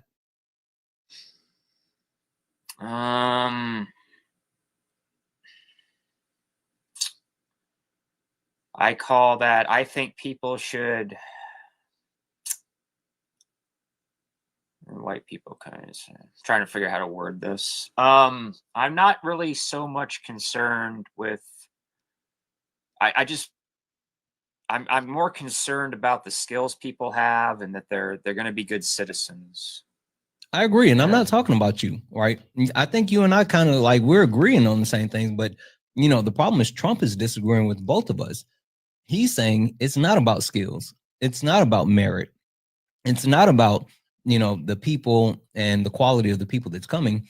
He's literally saying we want white people, we're prioritizing white people, and Black and brown people, we are not allowing them to come. So what do we do with that? Well, I think under Biden that probably 95% of the people that came in were not white, I would imagine. Yeah, I mean, most of the world is non-white, so like that's, I mean, so maybe yeah, Trump's just trying to even things out. How is he trying to even things out? Like that doesn't make sense. If most of the world is non-white, and Donald Trump is saying like, oh, we're gonna prioritize white people. Like, why wouldn't he just highlight and prioritize like the best people? White men are the reason we have a first world American empire. That's not true. No, primarily. The colonization that they engaged in, the brutality that they engaged in, the G-sides that they engaged in. Yeah, like we can both agree that no one has been able to be as cruel and as like murderous as white men. Like if that's what you're talking about, sure, we can agree on that. But they didn't build shit. Are you familiar with what Imperial Japan did in Nanking in 1937? Sure, yeah. Yeah, it's pretty bad, right? Yeah. This is what I was trying to explain to you earlier. All kinds of other cultures throughout history have done. So I just saw Solid come back, right? And I know you don't know who Solid is, but W's in the chat for Super Solid. But one question, I think I've heard him say this, and maybe Jeff or Sean or like someone Academy Swan, but I'm gonna ask you this question, and this is not my question, so I'm just gonna steal it, but I want to give credit to the people I steal it from. Can you name one continent that white people stepped onto and colonized, that they left in better condition for the indigenous people that were on said continent? Well, let's see where it's white people. I mean, essentially, Mexico was colonized by Spain. Spaniards are white people, right? Okay, so and North America was colonized by the British. White people.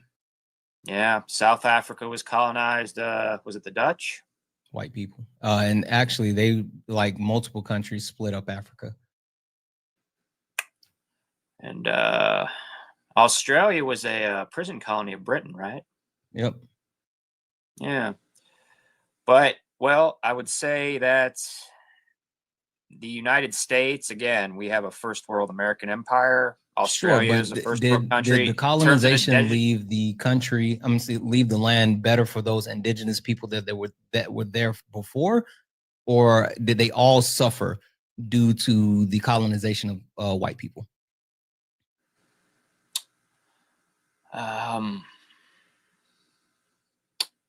Yeah, it would probably be fair to say that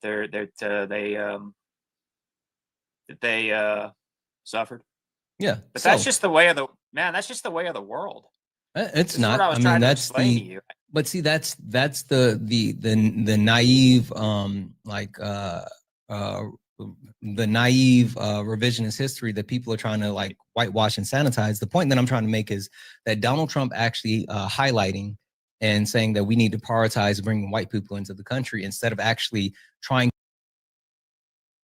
to bring the people in that's going to best grow our country in multiple ways.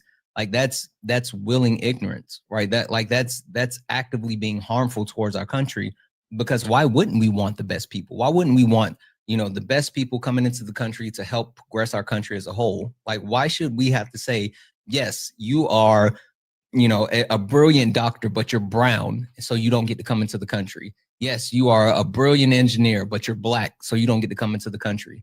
Yes, you are a brilliant, a teacher, but you are Asian, so you don't get to come into the country. Like, why is Donald Trump doing that and just saying like, oh, you're white, you can come on in? Because he doesn't want our country to turn into the third world. That's why. And look, let me just. Our country's already there, though. You think our country's the third world? Our country is far behind most countries in multiple indicators, whether we talk about the life expectancy, healthcare, economic status, the ability to actually seek education. Like, there's multiple aspects of our country that actually stands behind all other countries. Can you name one thing that the United States leads in that is not the GDP or the military? What about like Silicon Valley, the tech bros? No? Nope. China far exceeds the US in technology, and even like with AI development and even chip production, right? The one thing that made the United States so worried, especially with like the actual progression of NVIDIA and their chip production, is that China was able to develop more advanced AI with inferior chips. So that's like a whole thing. Yeah, I just wanted to address something you said. There are approximately 30 million slaves in the world today, and they're primarily located in India and China and Africa. And I never hear the left talk about that ever. This is what I'm just trying to tell you. What does that have to do with what we're talking about? I mean, there's been indentured slaves. Because the left just focuses on white people, Santana. That's why. That's what I said. I mean, that's why I said. Go ahead. That's cool, but there's been indentured slaves, throughout the history of the world. But when you talk about chattel slavery, right? Chattel slavery was literally created by white people. Did you know that? I never heard the term chattel until like the last maybe 6 months, a year. I'd never heard that. No, that's I'm sorry to hear that. It's not a new thing. No, I really hadn't. I just always heard slavery. I mean, the difference between chattel slavery and indentured servitude is like indentured servers, like they have basically a time that they can, like if they pay off their debts or blah blah blah, whatever. Like chattel slavery, literally black people were not only enslaved, but their kids that were born were enslaved. Like black people were literally bred for slavery. And so there was no getting out of slavery for black people, where indentured servitudes, their children weren't born slaves or go on to be slaves. Like there's a huge difference between the two. And chattel slavery was actually like race and racism was created by Gomez de Zara, that actually to justify to the church that black people are subhuman. And so they were able to use them in chattel slavery for capitalism, like all of it. Like it's all tied together. Yeah. Look, your question to me is, you asked earlier, why does President Trump primarily want to keep the country white? Is that your question? No, my question is, why is he prioritizing white people coming into the country versus the best people? Look, I'll just say this, and I'm trying to say this in a way that I know what you're trying to say, but say it with your chest. The average IQ of sub-Saharan Africa fluctuates between the high 50s and low 70s. Okay. And in South Do Korea, you think the average IQ is approximately indicative to 104. intelligence? Hmm? Do you think IQ is indicative to intelligence? It's not. It's a map or a guide. It doesn't tell the whole story, I don't think. Yeah, I mean, because if you actually don't know how to study for said test, or you don't know how said test is instituted, then like it doesn't matter how smart or intelligent you are. Like it doesn't work. Question for you, Ice. Mm-hmm. If you have a hen that's on the roof, if you have a rooster that's on the roof and he lays an egg, that the rooster's on the roof that's pointed like this, right? And the rooster lays an egg. Which way does the egg roll? One more time. If the rooster's sitting straight up. Yeah, like right here on the top of this and lays the egg. Which way does the wait, egg the tips roll? of your fingers or the rooster's? Yes, where the rooster is. Yep. Which way does the egg roll? Well, it would just depend on if there was a slant or not. Take a guess. Which way does it slant? I mean, it just would matter where the slant is. They're both even. Completely even. Yep. I don't know. Maybe wherever the wind's blowing. Okay. Yeah. Roosters don't lay eggs. Those are the type of questions that are on IQ tests. You see what I'm saying? Also, shout out to Solid again. Just a male chicken. Exactly. But like those are the type of questions that they use to gauge IQ.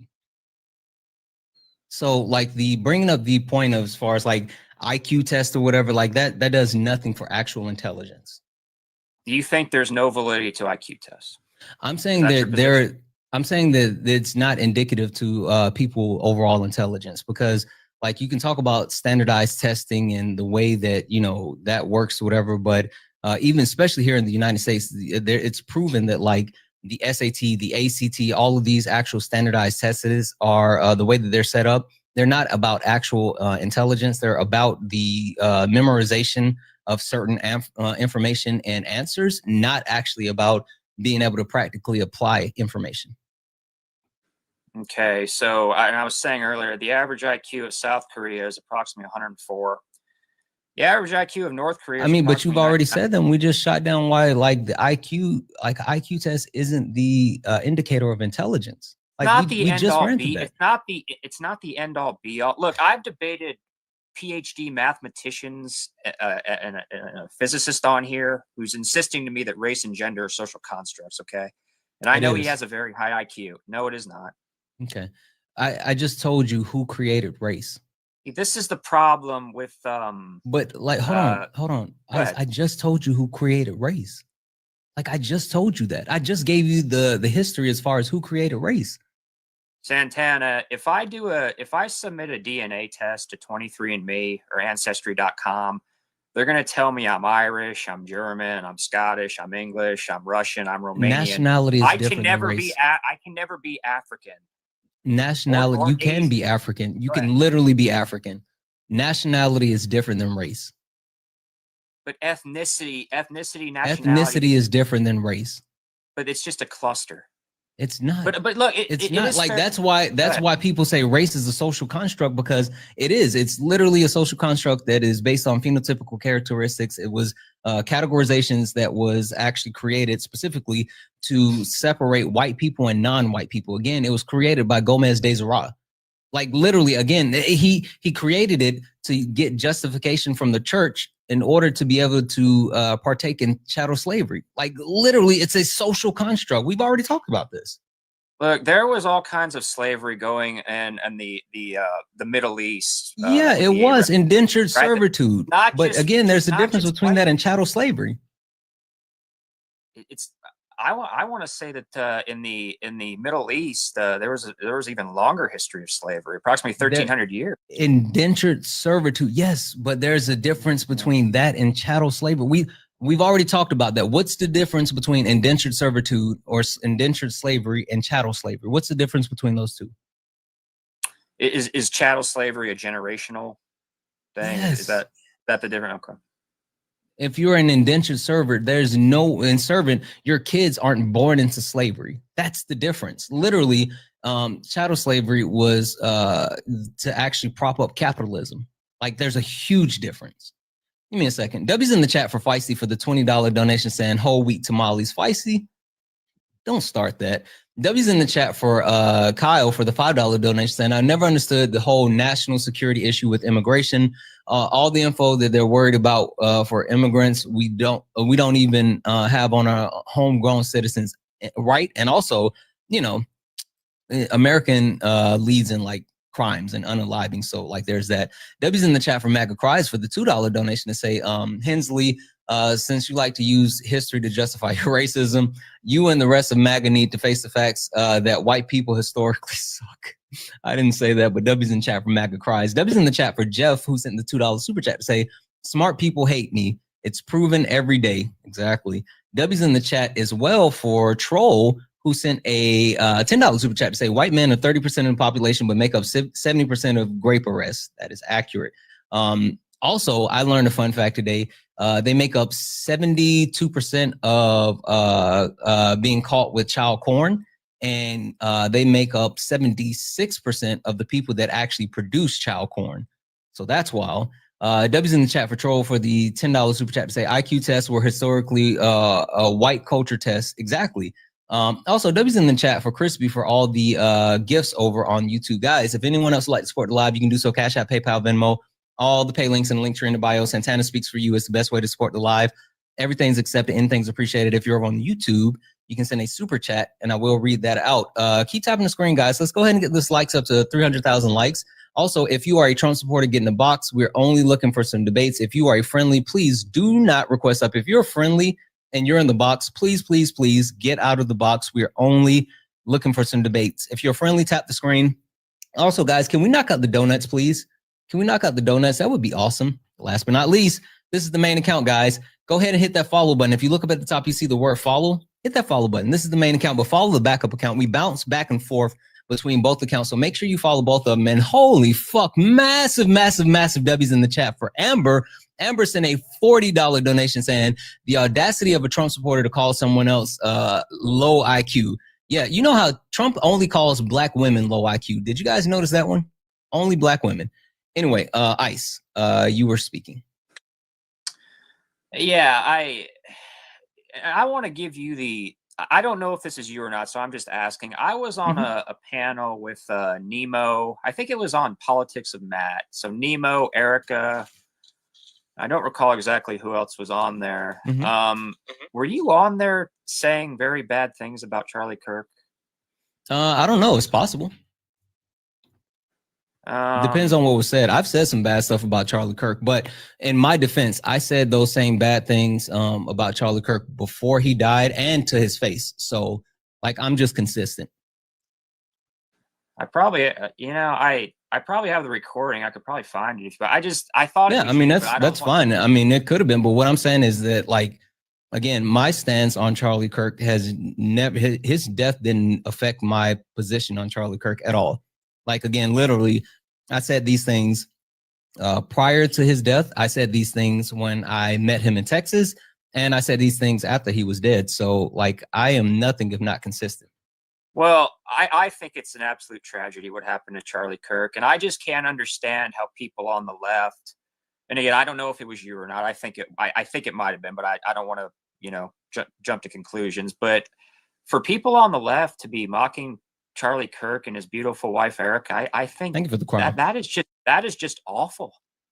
Yeah. So you know what? Like, the one thing that you never see me doing is giving credit to Nick Fuentes, because, like, he's a piece of shit. And FYI, I'm on record as far as how what I think about Nick Fuentes as well. You know, if God forbid something happens to him. But the point that I'm making is Nick Fuentes said it best, right? If Erica Kirk was a grieving widow, right, then if she was just off trying to grieve the fact that she lost her husband, if she was someone that was just trying to make it day to day to actually get past the loss of her husband, then you would be absolutely right. No one should be criticizing her. But the difference is that she's not the grieving widow. She has firmly placed herself as the president and CEO of Turning Point USA. And since placing herself at the forefront of Turning Point USA, she has put herself in the public spotlight at every single opportunity that she has, whether it's being at the White House, being in DC, being at every event possible, in order to actually push forward the idea of Turning Point USA. So while Erica Kirk, the grieving widow, should have gotten some type of reprieve after losing her husband, Erica Kirk, the actual face of Turning Point USA, deserves no mercy, and I'm on her neck. Come on, man, really? That's just a saying. That's just a saying. Don't you see why I say this? And I see your smile. Don't you see that this is a Jacobin Bolshevik? Don't you see where your mindset? Look, man. I would understand us as Americans celebrating the unaliving of, like, I'll use a friendly Obama Shmin Bot. Can I say the name? You know who I'm talking about? Osama bin Laden. Yeah, can we say that? I don't know. I gotta use TikTok speak. Yeah, the only person name I think we can't say is Schindler. Oh, okay. So Osama bin Laden. I understand celebrating his unalivement, right? That makes sense to me. Okay, but just regular political people. I mean, come on, man. I'm not celebrating this as Americans. Right. Well, I've never celebrated Charlie Kirk losing his life. Like, let me make sure I'm very clear about that, because again, I said I've been very consistent in my stance as far as who he is as a person, or was as a person. But like, as far as celebrating the loss of life, that's nothing that I'll never do. Right. But I mean, Charlie Kirk was a vehement, adamant, like, racist, open racist. He was very, queer community negative, transphobic, homophobic in a lot of different ways. And he perpetuated harm to these marginalized communities, right? He actively targeted these marginalized communities. And while the things that he said and did perpetuated harm and hate towards these communities, you cannot say that, like, these people that are happy that he can no longer perpetuate that harm isn't a good thing. Like, think about this. We know who allegedly, as of right now, is being held for his death, right? Right. Yeah. Allegedly. Yeah. Yeah. Tyler or whatever, the white guy. Do you know what happened to multiple HBCUs after Charlie Kirk's assassination? What does that stand for? HBC? I don't know. Historically Black colleges and universities. No. What happened? They across the country, multiple HBCUs receive bomb threats and lockdown threats because of Charlie Kirk's death.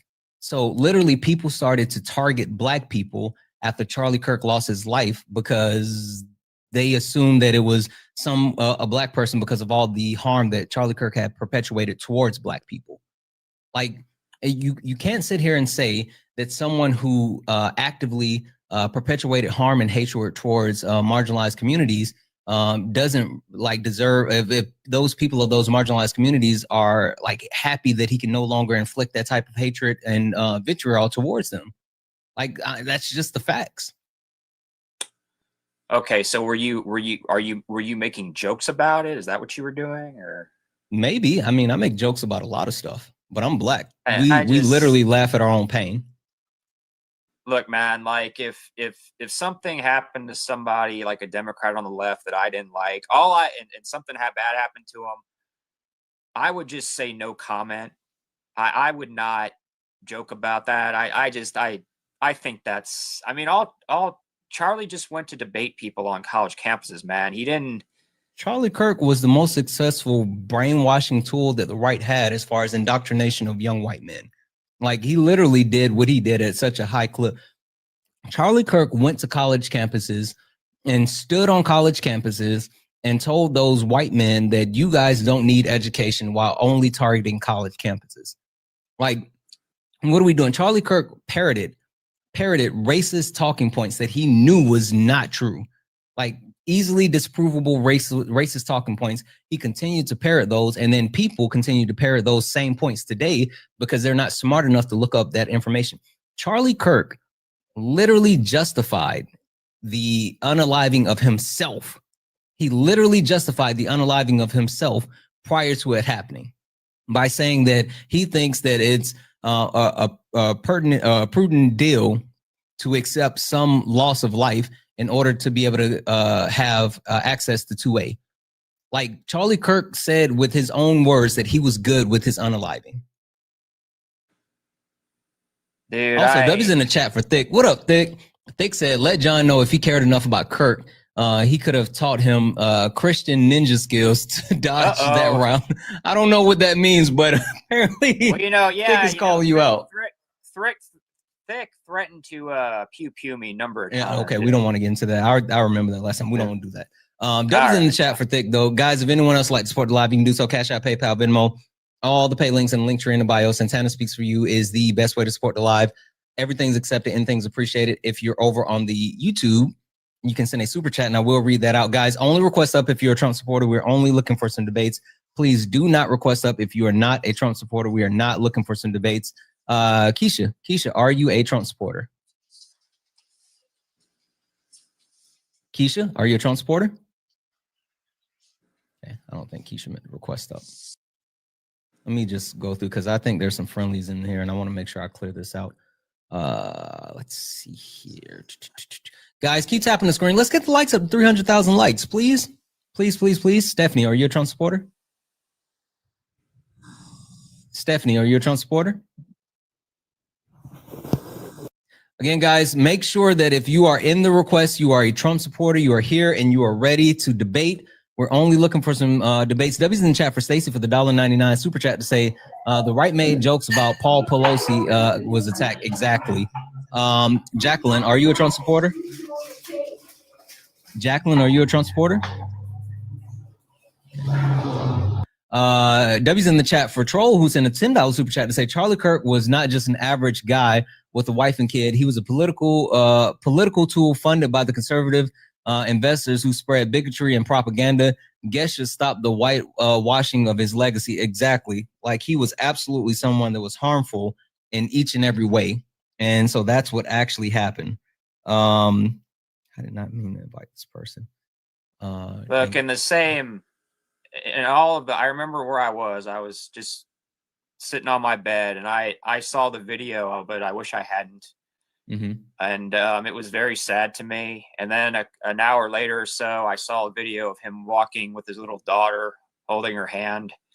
And then a short time after that night, an hour or so later, I saw all these people laughing and celebrating it on the left. And I think that's just awful. I hear you, but like, absolutely question, tragic what happened to. Go ahead.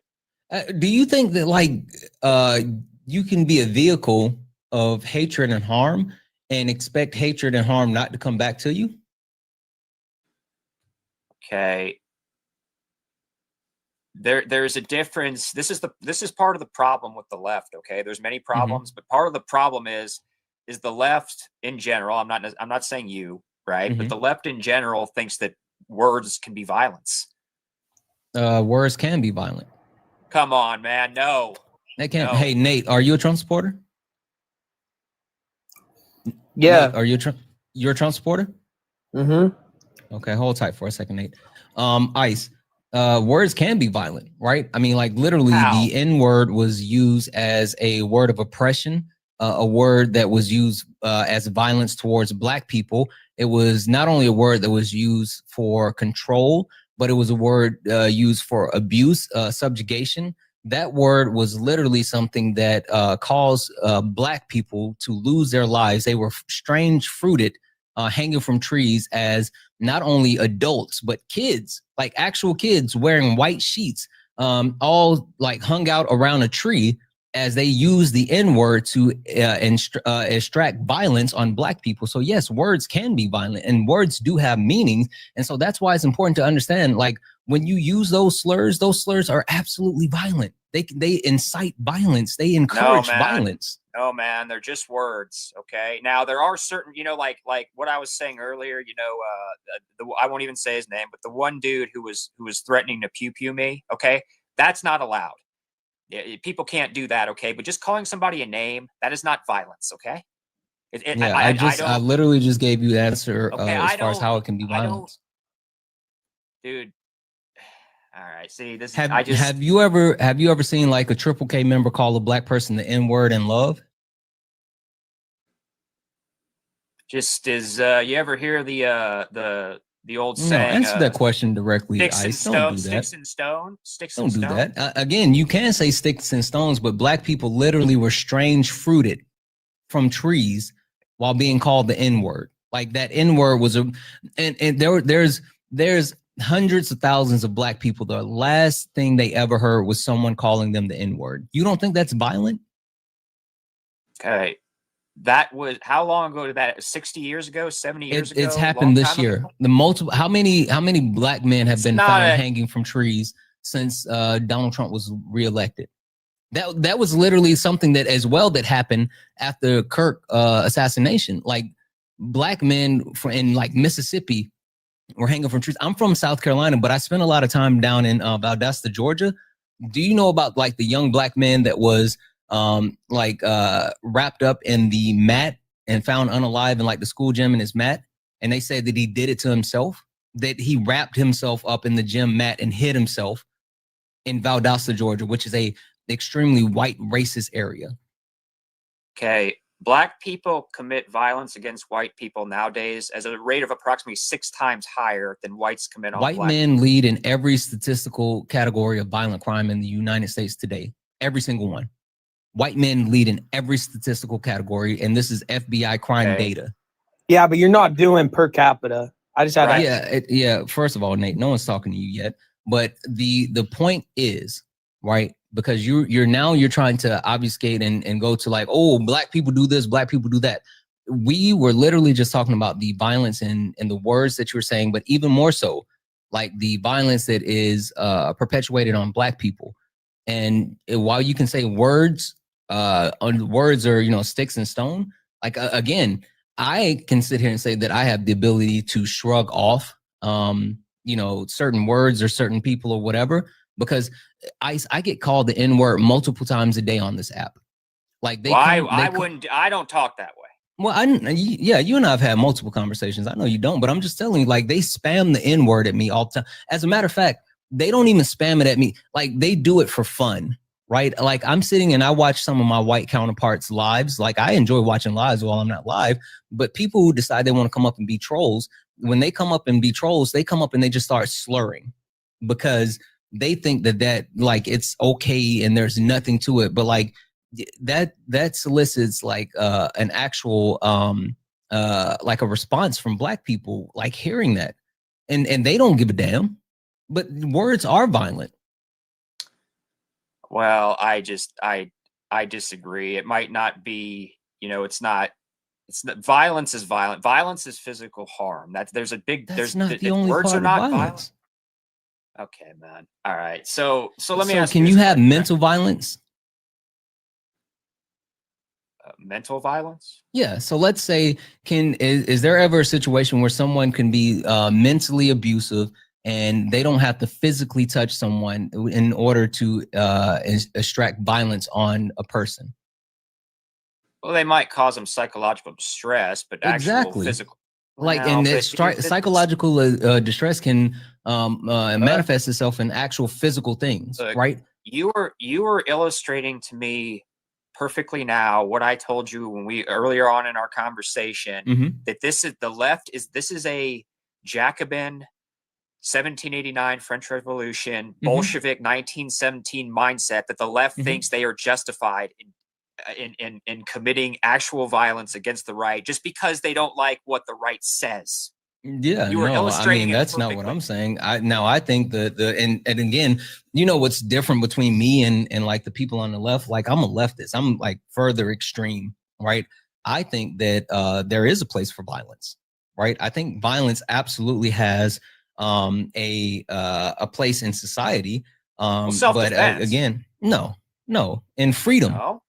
In freedom, If you, the only way that Black people were able to achieve their freedom here in this country was through violence. Like that was literally the only way Black people were able to get their freedom in this country was through violence. And so I do think that there's a time and place for violence. I'm not calling for violence, but I definitely understand violence. Well, that's why I said self-defense.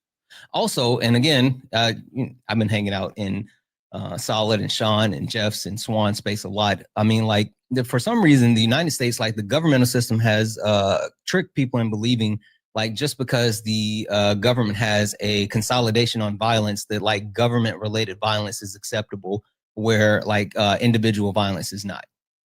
Like we accept people being like the way that ICE has been violent towards their citizens and people just shrug it off like, oh, it's justified. It's mind blowing, but you wouldn't have that same justification for individual people.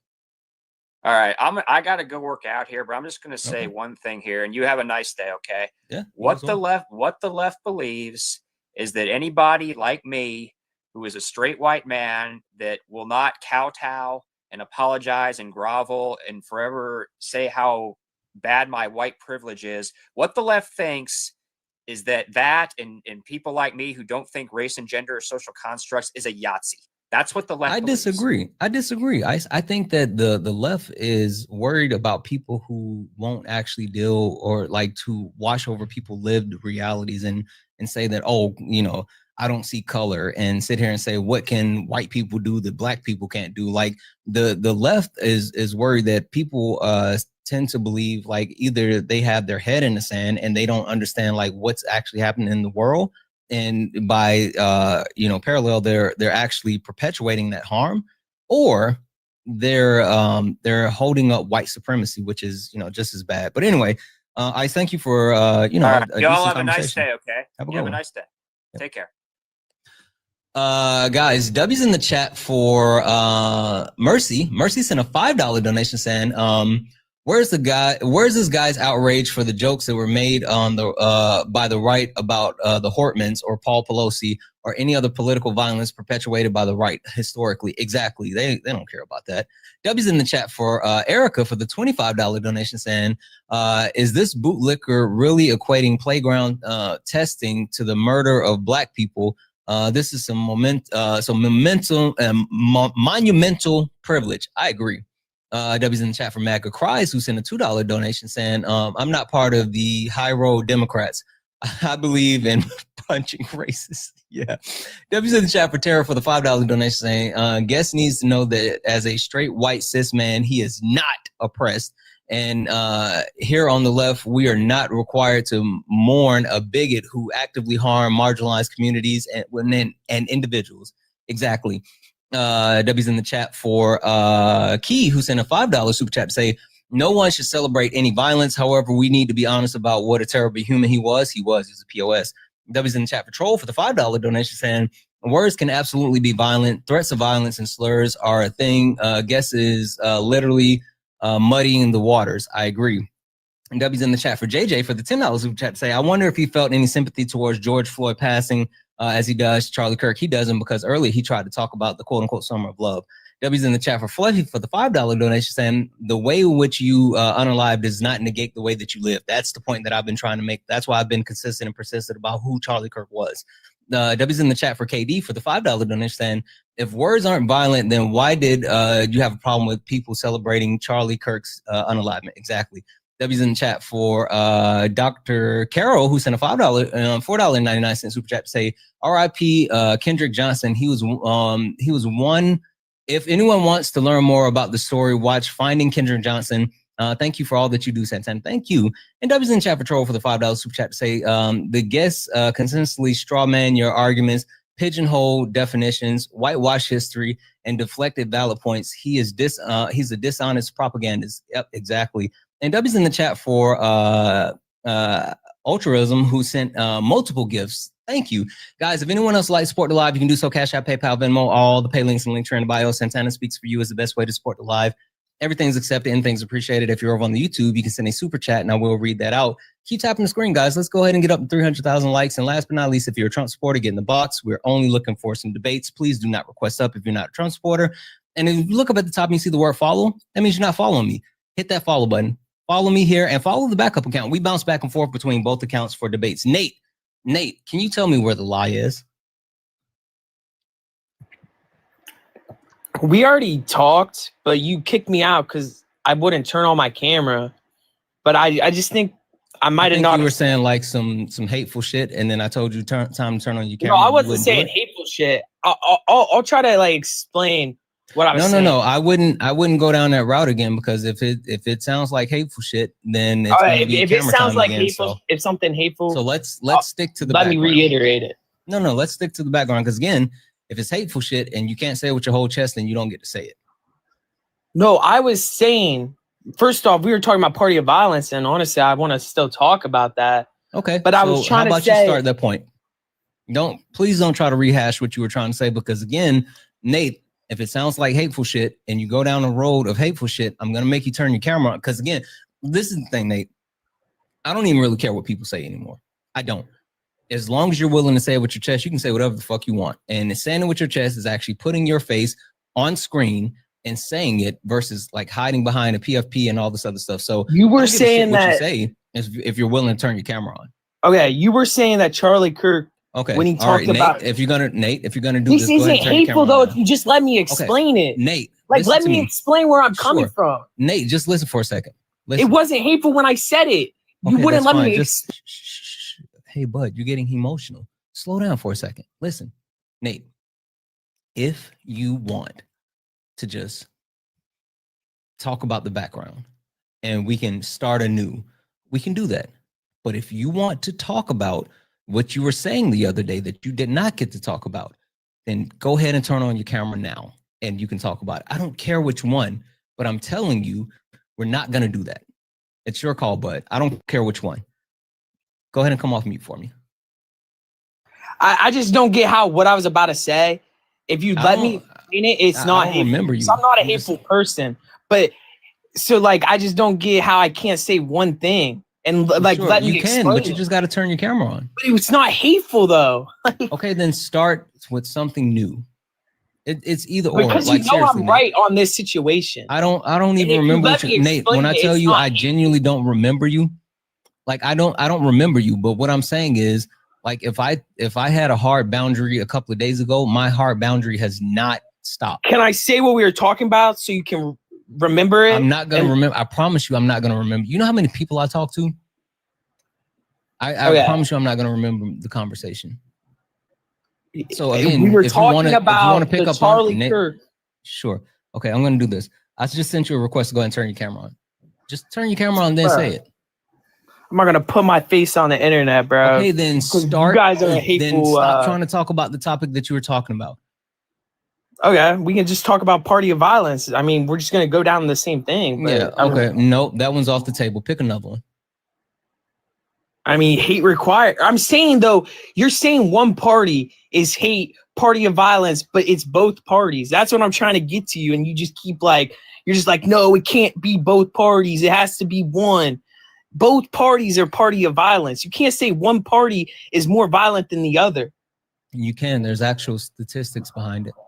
What statistics? Multiple crime studies. There's a repository that was held on the Department of Justice website that tracked all violent crimes from 1990 until 2025. And they showed that 59% of the violent crime that was committed by people on the right versus people on the left or people with Islamic ideology. So literally almost 60% of all violent crime was committed by right-wingers since 1990. How old are you, Nate? I'm 19. Dude, your studies just so dumb though, because is it per capita? Per capita is the only thing that matters. No, it's not. Per 100,000. Per 100,000.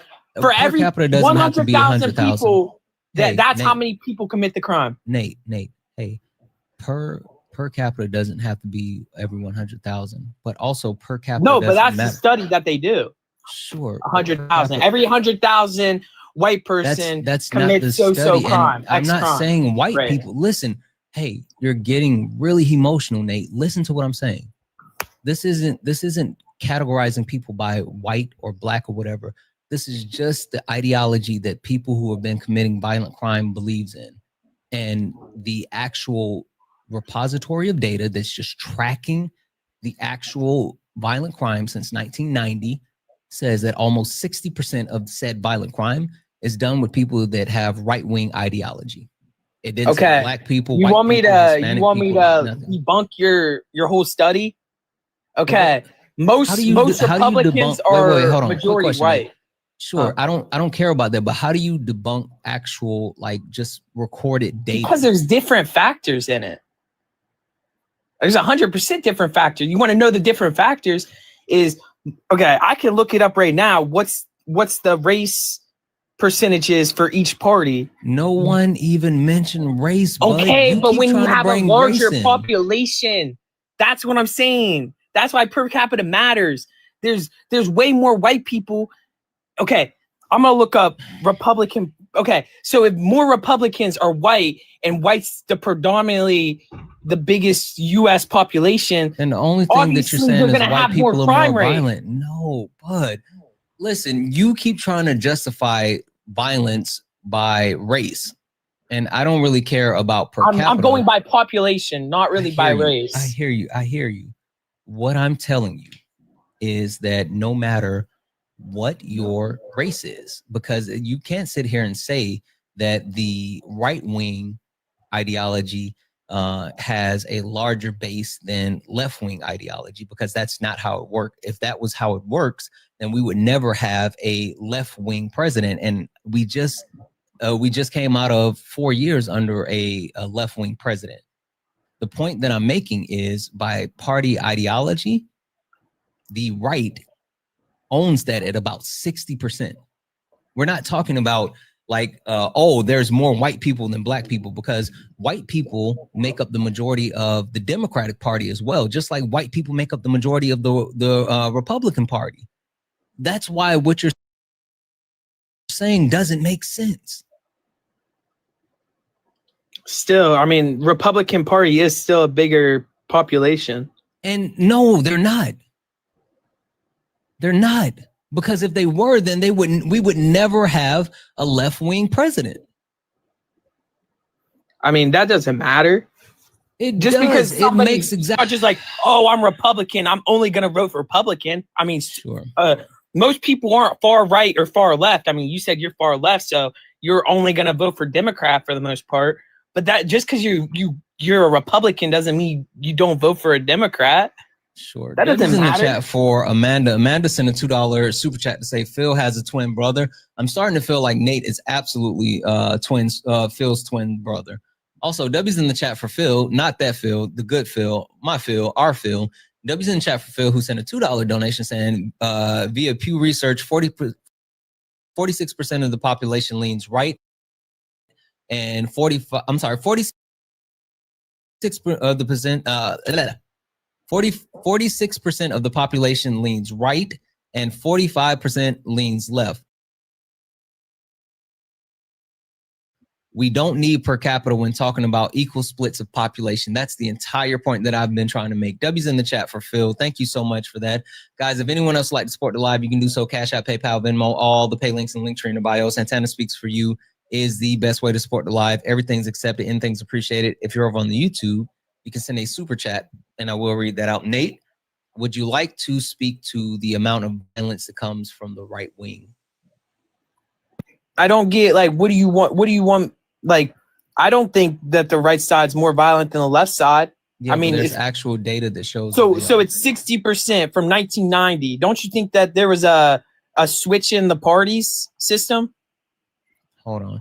I know my grandma was Democrat back in 1980 and then switched to Republican. Sure, hold on 1 second. Young, are you a Trump supporter? Young DW, are you a Trump supporter? Oh, hell no. Okay, I'm gonna go ahead and drop you. Thank you. When was the Southern strategy executed, Nate? Southern, you might have to inform me on that. Is that just a switch? Are you saying like the party switch? Ideology switch. Yeah, it wasn't an actual party. It was an ideology switch. When did that happen? I think 1980 or 1990. When was it? That's not true. It occurred between 1956 to 1964, prior to the There was civil a rights. switch recently. There wasn't. Yeah, there was. There wasn't. There hasn't been an actual ideology or platform switch since then.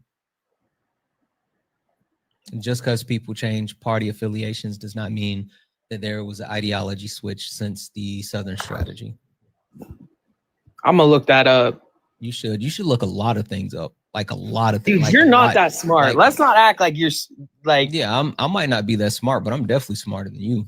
No, you're not. Like 100%. Not like 100% smarter than you. And at the very least, I know how to find information, and I don't, speak. Yeah, post Civil War to early 20th century. So I was right. How were you right? You said 1989 to 1990. You said that there was a party switch since I've been alive. That's what you said. Yeah, early 20th century. Was the earlier 20? When was the early 20th century?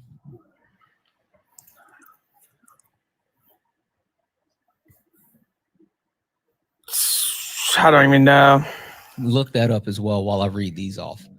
W's in the chat for Tammy for the $10 donation saying, love watching you. Nate is out of his depth. Nothing he says makes sense. Like he's definitely uneducated. Yeah, he's young, dumb, and full of cum. Sorry, shouldn't have said that. Apologize as saying. W's in chat for MAGA Cries who sent a $2 donation saying, Nate should feel better. I will come up and turn on your camera, but I'm probably worse than Santana. I agree. Guys, if anyone else would like to support the live, you can do so. Cash App, PayPal, Venmo, all the pay links and link tree in the bio. Santana speaks for you.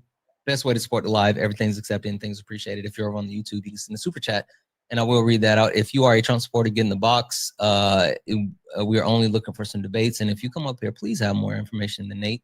Or at the very least, I was right. 20th century was on me. I messed up 20th century. But there was a 1990s switch from Democrat to more right. There wasn't. Look up the new Democrats and the shift to the center. Yeah, we understand that Democrats have become more progressive. Joseph Robinette Biden was a Democrat in the 80s and the 90s and the 2000s. And even when he was president, he was a very moderate president. You can talk about the progression of Democrats to move towards like social Democrats. You see people like Zoran Mandani, AOC, Bernie Sanders. Like there's a huge difference, but overall the Democratic Party and their ideology has not had a actual change since the Southern strategy, where the Republicans were the progressives and the Democrats were the conservatives, and they actually switch, and now the Republicans are the conservatives and the Democrats are the progressives. Like that was the actual ideology switch. Yeah, but there's still a little bit of a switch. Like when people switch their ideology, if each party switches their ideology, you're going to have people switch over to a different party, which a lot of people did. Yeah, like it might not have been like a full switch. That was in 1950s. No, but like in 1990, 1964. In 1990, more Democrats went more conservative views, and then Republicans went more far right. So if you're going to have an ideology further extreme within the party, doesn't mean that's an ideology switch. Yeah, but it still switches a lot of people over. Like a lot of people switch. Yeah, just because people actually switch between being Republicans and Democrats or Democrats and Republicans does not mean there was an ideology switch. That would take the entire party. We're talking about the entire party, bud, not individuals. W's in the chat for Katie for the $1 donation saying Nate was on Johnny's live the other day and the dog walked just like you're doing him right now. I believe that. Like, I don't know what Nate was hoping to achieve, but he's not achieving that. W's in the chat for Katie. I'm trying to achieve that there's violence in both parties, but you don't want to agree with it. Actually justify it. No, I don't want to agree with it because you can't give me any type of empirical data. W's in the chat for I don't know. You making jokes about Charlie Kirk's death? Yeah, you don't think that's violent? No, you don't think W's in the chat violent? for all?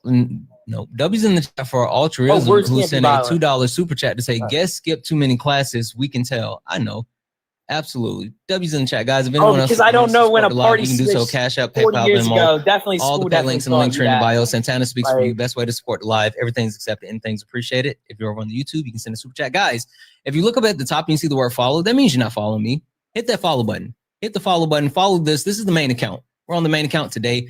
Follow the main account and then also follow the backup account. And also, guys, let's knock out the gift goal. It's the little kissies. I love the little kissies. Love the kissies. Debbie's in the chat for Tammy for the $2 donation saying, I'll come up and cosplay as a MAGA supporter if we can get rid of Nate. This is actually very painful listening to him speak. I'm just hoping that Nate says something smart sometime soon. That's all, chat. That's all we can hope for, that at some point Nate says something smart. Nate, say something smart. Okay. Do you think the BLM protests, the violent ones, do you think that was right? Yes. So the violent ones were right. Okay. I kind of agree with that. I agree that the BLM protest should have happened. But do you not agree that when somebody dies, there shouldn't be a political protest? Because this isn't race, this is political protest. Yeah, no, it was about race. It was literally because we watched a black man die on national TV. Okay, and I agreed with that. His knee on the back of his neck. But this is a different type of protest. This is a political protest. Because the actual political system allowed black people to continue to be slaughtered, and not only slaughtered, but slaughtered on national TV. Did I say that I didn't agree with the BLM protest? I literally said I agree with them. I'm talking about that, but then Charlie Kirk, that was a white on white crime. Can we talk about white on white crime? Did I say that it was a race? White on white crime? You're bringing up race. No. But what I'm saying is, I didn't say white on white. It was a political. Sure. But Nate, can we talk about how white on white crime is plaguing our country? Like, why can't we address white on white crime? We could say white on white crime, black on black, any crime. No. White on white crime. Like white men actually perpetuate the most violence in the United States. Like every single category of violence. I already said this. Population. Like, yeah, that's fine. But also, that doesn't. They're more likely to commit a crime. Just because there's more white black men, people actually commit the most. Hold on. So just because there's more white men, you think that it's justification that they get to commit more? Okay, then why are we talking about black people commit the most violent because crimes? White men lead every statistical category in violent crimes. So not per capita. Wait. Look up per capita. I don't care about per capita. Matters. I'm talking about total crimes. Like, so is it your justification? Hold on, Nate. Is it your justification that just because there's more white people that they should be able to do more crime? Yes, because it's more likely. Wait, so your justification is just because there's more white people, they should be able to do more crime? Holy not be able, but it's more likely to happen. Said. You just said okay. Yes. So if there's a 95, you said if there's a white people should be able to do more crime because there's more white people. What are we doing, Nate? Okay, listen, I'll give you because you're an idiot. You think you're smart. You're not. Got it. Yeah. Got it. Okay, because you don't think per capita matters. Okay. You have a country 95% black or 60% black. They're most likely gonna commit more crime than the 20% white people. If you do per capita, that shows who's actually more likely, if you see somebody on the street, more likely to commit a crime. White people. White people, because there's more white people. Therefore, white people are more likely to do a crime. White people. White men specifically. White men lead in every statistical category, including like touching kids. But I think not only like with touching kids, but per capita has a good argument. With like being caught with child porn and also producing child porn. Did you know that 75% of people that produce child porn is white men? I just confuse how me talking about political. Nate, can you engage with that? What? 75% of people that produce child porn is white men. I feel like you're bringing up race because none of these things have race in it. But that's fine. Can you address what I just said? Say it again. I didn't even. 75% of people that have been found to produce child porn is white men. Okay, they're the highest population. And so you think that's justified? More crime's gonna happen when something. So you think it's justified? So all of the crime that's being committed by white men is justified? It's all bad. That's what you keep justifying it because it's more of them. I'm not justifying it. You're literally justifying. You're trying to make justifying it seem like white people have the highest amount of crime, bro. They're the largest. They're like 60% of our population, or no, like I Okay, think then 40%, tell white men to stop 50. committing so much crime. It's bound to happen, bro. And so that's why you're justifying it, because you're I'm saying not. that's a lot I'm of not. white people. Am I That's you justifying a it. violent crime? That's you I'm saying justifying we shouldn't it. look at a study that's not per capita for that. Yeah, When you're something's a justifying larger it because dominant, it's the total when amount. something's a more dominant, more population than something else, it's more And you're likely that more population justifying is it, going to bud. commit more crime than the You're lower justifying it, population. Nate, you're How is that justifying it. justifying it? Because Dude. you're saying since there's more people, it's bound to happen. Those were your words. Give me a second here. You just hold tight. W's in the chat for Sarah for the $10 donation, saying, "Hey Santana, love your content and watch you daily. I wanted to ask thoughts if you saw Trump's True Social about writing off all the Biden executive orders. Is he allowed to do that? I know that I've seen something about how they've been trying to figure out a way. Trump is trying to claim that like Biden used auto pen with everything, and so they're trying to get rid of all those EOs. Most of the times you have to fight EOs in the courts. I wouldn't be surprised if they had like some fucked up shit that they're trying to do. So that wouldn't surprise me. W's in the chat for just a guy for the $2 super chat. Say, you can tell Nate never gets any Kirk. I didn't say that. W's in the chat for Muzu, who sent a $2 donation, said, "Words are violence. The right to use them to inspire." Exactly. Guys, if anyone else would like to support the live, you can do so. Cash App, PayPal, Venmo, all the pay links and link tree in the bio. Santana Speaks for You. Santana Speaks for You is the best way to support the live. Everything's accepted. Anything's appreciated. If you're over on YouTube, you can send a super chat, and I will read that out. Guys, only request up if you're a Trump supporter. We're only looking for some debates. Only request up if you are a Trump supporter. We are only looking for some debates, guys. Please do not request up if you're not a Trump supporter. Katie, are you a Trump supporter? Somewhat. What do you mean somewhat? I mean, he's president, so I don't necessarily. Yeah. I don't necessarily agree with everything he does. Okay. And I don't necessarily. The election was held today, and knowing what you know, and you had to vote between Trump and Kamala Harris, who would you pick? I just wouldn't vote. Yeah, I just wouldn't vote. That's not the answer. I'll give you one more shot. Between the two, who would you pick? Neither. Okay. Then you're not a Trump supporter. Guys, only request up if you're a Trump supporter. We are only looking for some debates. Neither is never the answer to the question if you want to stay up for a debate, guys. Like, just FYI, I'll give you the answer to the cheat sheet. Neither is never the answer. It's never the answer. If you actually want to come up for debates. Anonymous, are you a Trump supporter? Yes, definitely. Okay. So second here. Sorry. Boom, boom, boom, boom. Had to do that. Anonymous, what can I call you? AP, Anonymous. AP? Okay, AP, that's cool. AP, would you like to tell me where's the lie? The lie in what Democrats say? No, I mean, like, because there's a lot of things happening, right? MAGA is the party of violence. Hate is required to be a part of MAGA. You guys are the guardians of the PDF file. The economy is now trash, but also poll numbers are in the toilet. So can you tell me which exactly one of those do you think the lie is? Well, I mean, hate's definitely not required. Okay. I'm not hateful. Tell me why you say that. And I mean, why would you say it's required?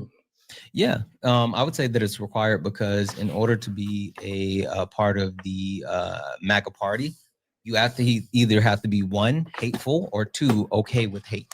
That's the only way, because this administration is hate-filled and has used hate rhetoric since before they were in power to target people of marginalized communities. So you're saying not wanting illegal immigrants in the country is hateful? Or so you're saying if I don't want an undocumented immigrant in the United States, I'm a hateful person?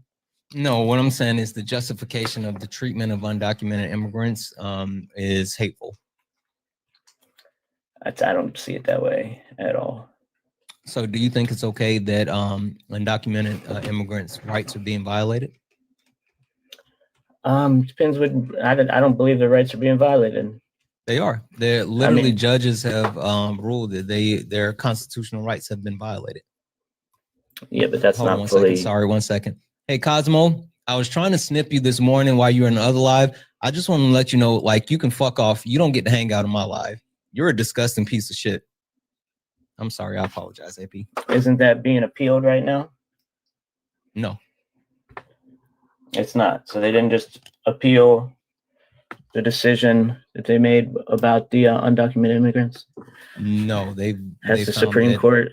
The Supreme Court ruled that Donald Trump violated the constitutional rights of undocumented immigrants. Actually, they made a decision 9-0. How many Supreme Court one way that he's how many Supreme Court justices are right? Not how many the Supreme fact Court that justices can be removed? Yeah, no, it's due process as far as like that's how you get to make a decision whether how they can be removed or where they can be removed.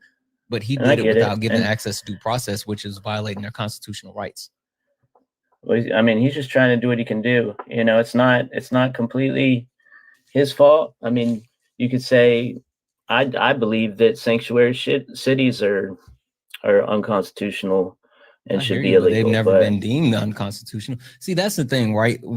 Certain people love to say, well, I think this should be constitutional or whatever, but like literally things have been ruled and deemed either constitutional or unconstitutional. So what we think doesn't really matter. I get it. Right. But when you're talking about just like completely like they're trying to use, we're not against removing undocumented immigrants. We're just not going to do anything if we see it like that. You know that they're hiding illegals or undocumented people in their cities. Are not cooperating. Why should those cities have to cooperate with like modern day brown shirts? Like, what's the point of that? If they don't have to, if they don't want to, I mean, it's a free country. But don't complain about bad things happening when you're protecting and not giving the full access to the people that need to remove them. Well, but why wouldn't you complain that they're violating the rights of everyday Americans, not only undocumented immigrants, but everyday Americans? Like everyday Americans are being detained. They're being harmed. I mean, that happens to American citizens every day. You know, I'm not a huge police for person perspective, myself. Right? Since Donald Trump has been in office, there's been 170 United States citizens detained by ICE. Do you know prior to Donald Trump being in office, how many American citizens were detained by 10 ICE? or something? 120. I heard you say it earlier. 120 like that. The entire time prior to Donald Trump. And I think that's over like 10 years or something like that. But yeah, what I'm that's saying because we've been allowing, undocumented immigrants into our country for, almost 50 years. But Donald Trump isn't doing anything to actually, he's not doing anything to slow immigration, and he's also not deporting people. Like, that's the problem. He's not deporting anyone. He would deport people if y'all. He's not. He's using them for free slave labor. Sue him every day. He's using them for free slave labor. What do you think we're using them for as undocumented immigrants? As the cheapest possible labor possible. Yeah, and while undocumented immigrants get paid cheap labor.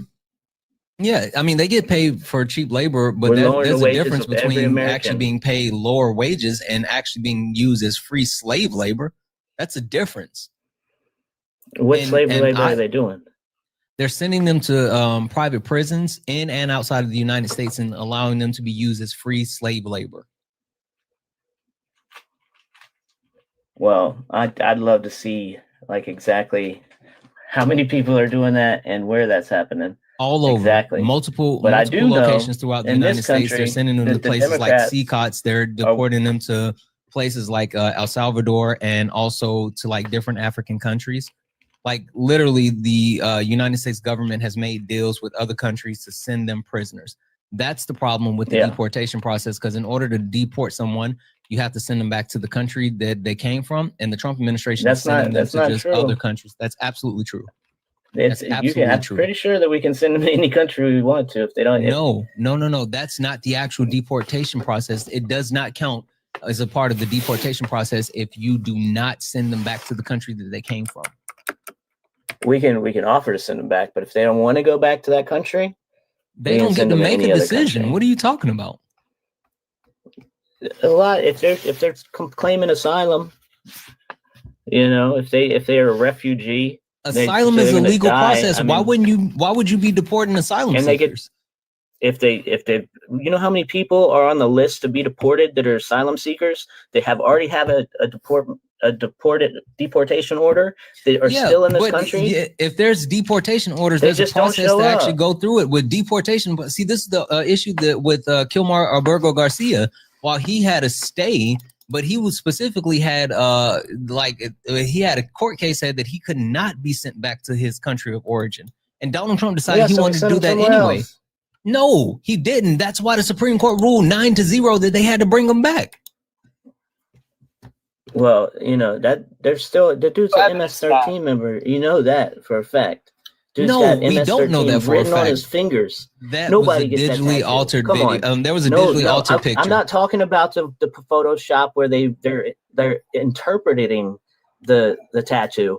Nobody gets that tattoo unless they're in MS-13. If you get that tattoo and you're not in MS-13, he's in more trouble with that tattoo than he would be if he was an MS-13 I hear you, AP, but the simple fact of the matter is that picture was digitally altered.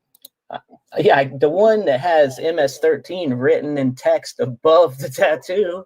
But everybody the one with the smiley face and all the other stuff. No, that's his tattoo. It's a marijuana leaf, smiley face, a cross, and skull and crossbones. No, it's not. You don't get that tattoo. I would love for you to pull that up and tell me where I can find that it was actually the MS-13 tattoo. Give me a second as well. I can't spell that. Santana. Nate, wait. I got a question. W's in the chat for Sarah for the $2 donation saying I'm 40 in my 44 year. Nate, I'm anonymous. I'm gonna put you on mute because you AP on mute. Your type is super loud. W's in the chat for Sarah for the $2 donation saying in my 44 years of life, I come to realize that white men are the problem with the entire world. I'm sick of it. Everything you say about them is true. Also, appreciate the old school reference, phrasing, etc. Sometimes I get lost with the 20-something slangs and debate. Yeah, you know, I throw it back when I can. That was wild. No pause. W's in the chat for Dr. Carol, who sent a $4.99 super chat to say, if we could bottle the unwarranted confidence of a mediocre young white man like Nate, we could solve the energy crisis. Literally, if women had the actual confidence of mediocre white men, women would literally rule the world. Literally. W's in the chat for I think energy crisis because we're in 2 wars right now. I think that affects energy levels, but energy prices. I think it's pronounced Tika. Tika sent a $5 super chat to say caller is a brainless bigot. Most of them are. W's in the chat, guys. If anyone else likes to support the live, you can do so. Cash App, PayPal, Venmo. All the pay links and links are in the bio. Santana speaks for you. Best way to support the live. Everything's accepted. Anything's appreciated. If you're over on the YouTube, you can send a super chat and I will read that out. Nate, you were saying something. Yeah, I would like to, is there evidence of the slavery thing? Is there them sending places to go into slavery? I don't think that's true, but. Oh, you mean for them using them as free slave labor? Yeah. Yeah. Yeah, they're sending them to private prisons where the private prisons are making them work for free. What do you call that? Where's the evidence of that?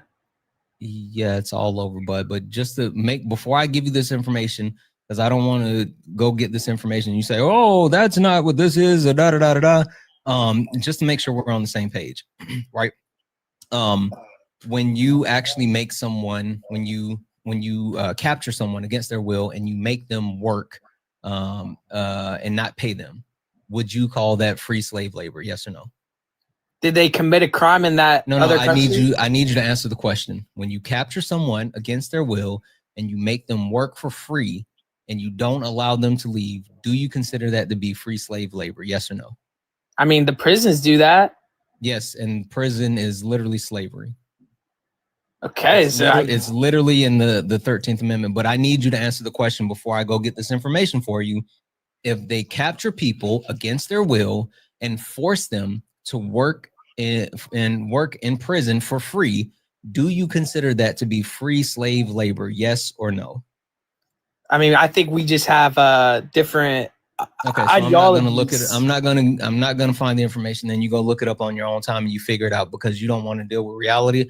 So I'm not gonna waste prison. my time. You just said prisons are slave. W's in the chat for you said it's pronounced Tukai.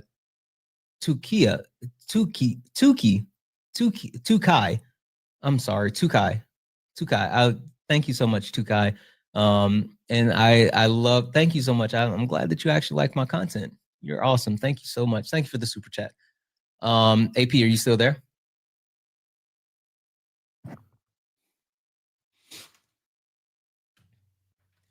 AP, are you still there? Can you hear me? Was I muted? Yes. All right. Yeah, I'm here.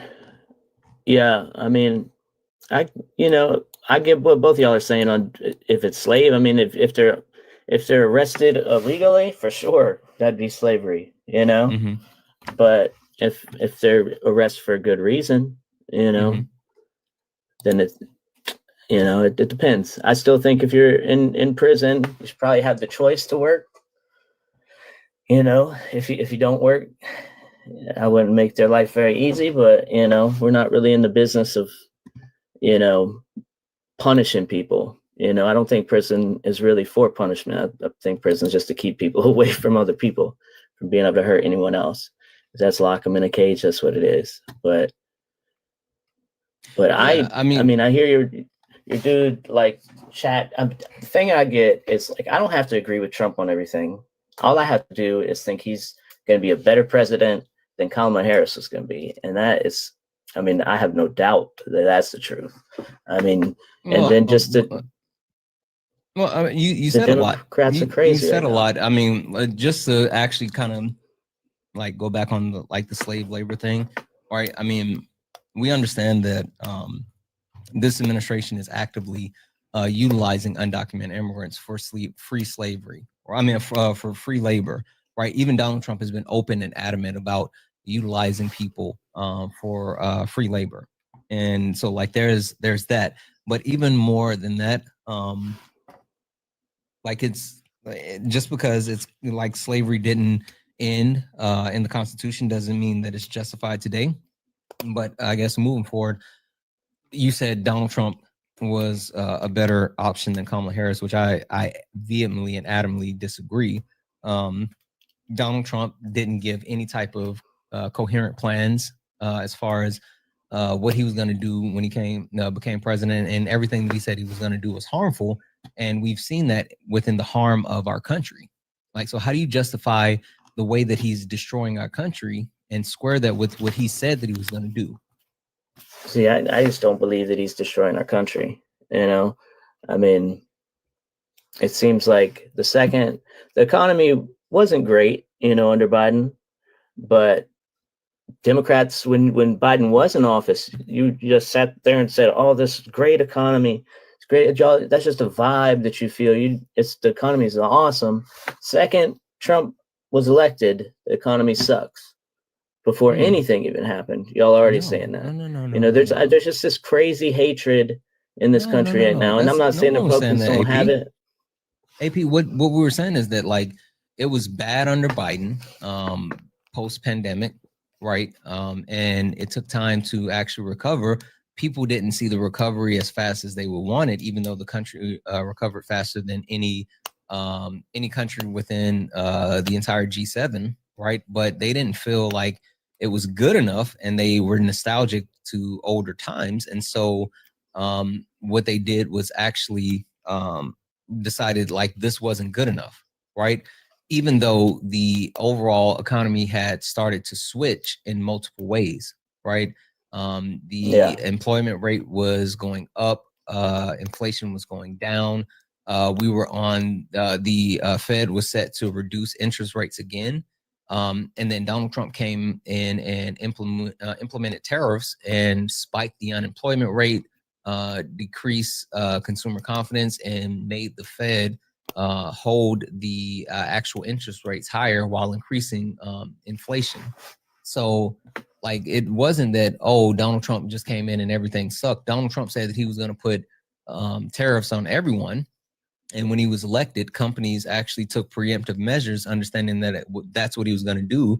And ever since he's been in office, he's been involved in market manipulation and actively harming the economy as a whole. I mean, the economy's not doing too bad, you know. It's not great, that's for sure. But it is. What do you consider the economy? I mean, I consider the economy how I'm doing, you know. But wait, so it's only about you? Stock market. It's not only about me, but I can see what's going on around me too, you know. But it's no different than it was under Biden. You can't really say that it's dramatically different. Hold on a second. In your personal life, you would not even be able to tell that if you didn't know who the president was, you wouldn't be able to tell. Yeah, you would, especially black people. The point that the point that I tried to make is that like black unemployment has skyrocketed, and specifically like black women unemployment has skyrocketed for them, right? So like the way that this administration, I'm sorry, where exactly? Across the entire nation? Yes. Unemployment. Yes. Why would it just affect black women? Well, what I was saying is that unemployment is up, but it specifically has targeted black women because of the way that Donald Trump has targeted quote unquote DEI, right? And so black women have been the biggest group that is impacted by the negative perception as far as, you know, what DEIA is, even though DEIA has nothing to do with race. And at the same time, they have lost their jobs at such a high clip. So people are firing black women because of Donald Trump's DEI changes? Yes. I don't believe that. I just don't even believe it. Yes, absolutely. I don't think there's a single person in this country who's going to fire unless it's a government job that Trump deleted. I don't think there's a single company in this country that's going to listen to the president say something and then fire someone over it. Yeah, like literally. Okay, what happened with Target? I don't know. What happened with Target? Yeah, so Target actually had a whole DEIA program. And what they actually did was when Trump got elected, they made the decision to eliminate their DEIA program. And specifically, like there's certain brands, people and everything that had agreements, and they just all of a sudden said, you know what, we're done, right? Okay, we're done. So that's like their hiring practice. So well, saying, like, no, DEIA is not a DEIA is not a hiring practice. But again, the point that I'm trying to make is once Target made that decision, they had massive negative impacts, including losing billions of dollars because they made the decision to align themselves with Trump preemptively. And that negatively impacted them because their consumer base said that one, like your idea of supporting DEIA was only connected to, you know, the person that was in power at the moment. And then outside of that, like they don't actually support people that don't support them. So like it's cost a lot of people a lot of money and jobs and everything. Real quick, 1 second. Debbie's in chat for Mercy for the $5 donation saying, I've seen you on other lives, but this is the first time making it to one of your lives. You're very quickly becoming my favorite on this app. Well, Macy, thank you so much for that. I really appreciate you. And hopefully I can continue to earn some of your love and support. I appreciate you. Debbie's in the chat for Diamond, who sent a $1 donation, saying almost 300,000 black women have lost their jobs. Exactly. Debbie's in the chat for Rad, who sent a $5 super chat to say, caller, your logic is caller, your logic, no due process means someone can call you illegal and you can get sent to Wharton, Sudan, and forced into work life of slave due process. Yeah, I mean, like that's exactly what's happening. Like the fact that they're able to ship people out of the country without giving them access to due process is absolutely insane. Debbie's in the chat. Guys, if anyone else would like to support the live, you can do so. Cash App, PayPal, Venmo. All pay links in the link tree in the bio. Santana Speaks for You is the best way to support live. Everything's accepted, anything's appreciated. If you're over on the YouTube, you can send a super chat and I will read that out. Brett, what up, Brett? What's up, brother? How are you, man? Good. How are you? Shit, better now that I'm talking to you, brother. I know that's right, Brett. You hear AP up here?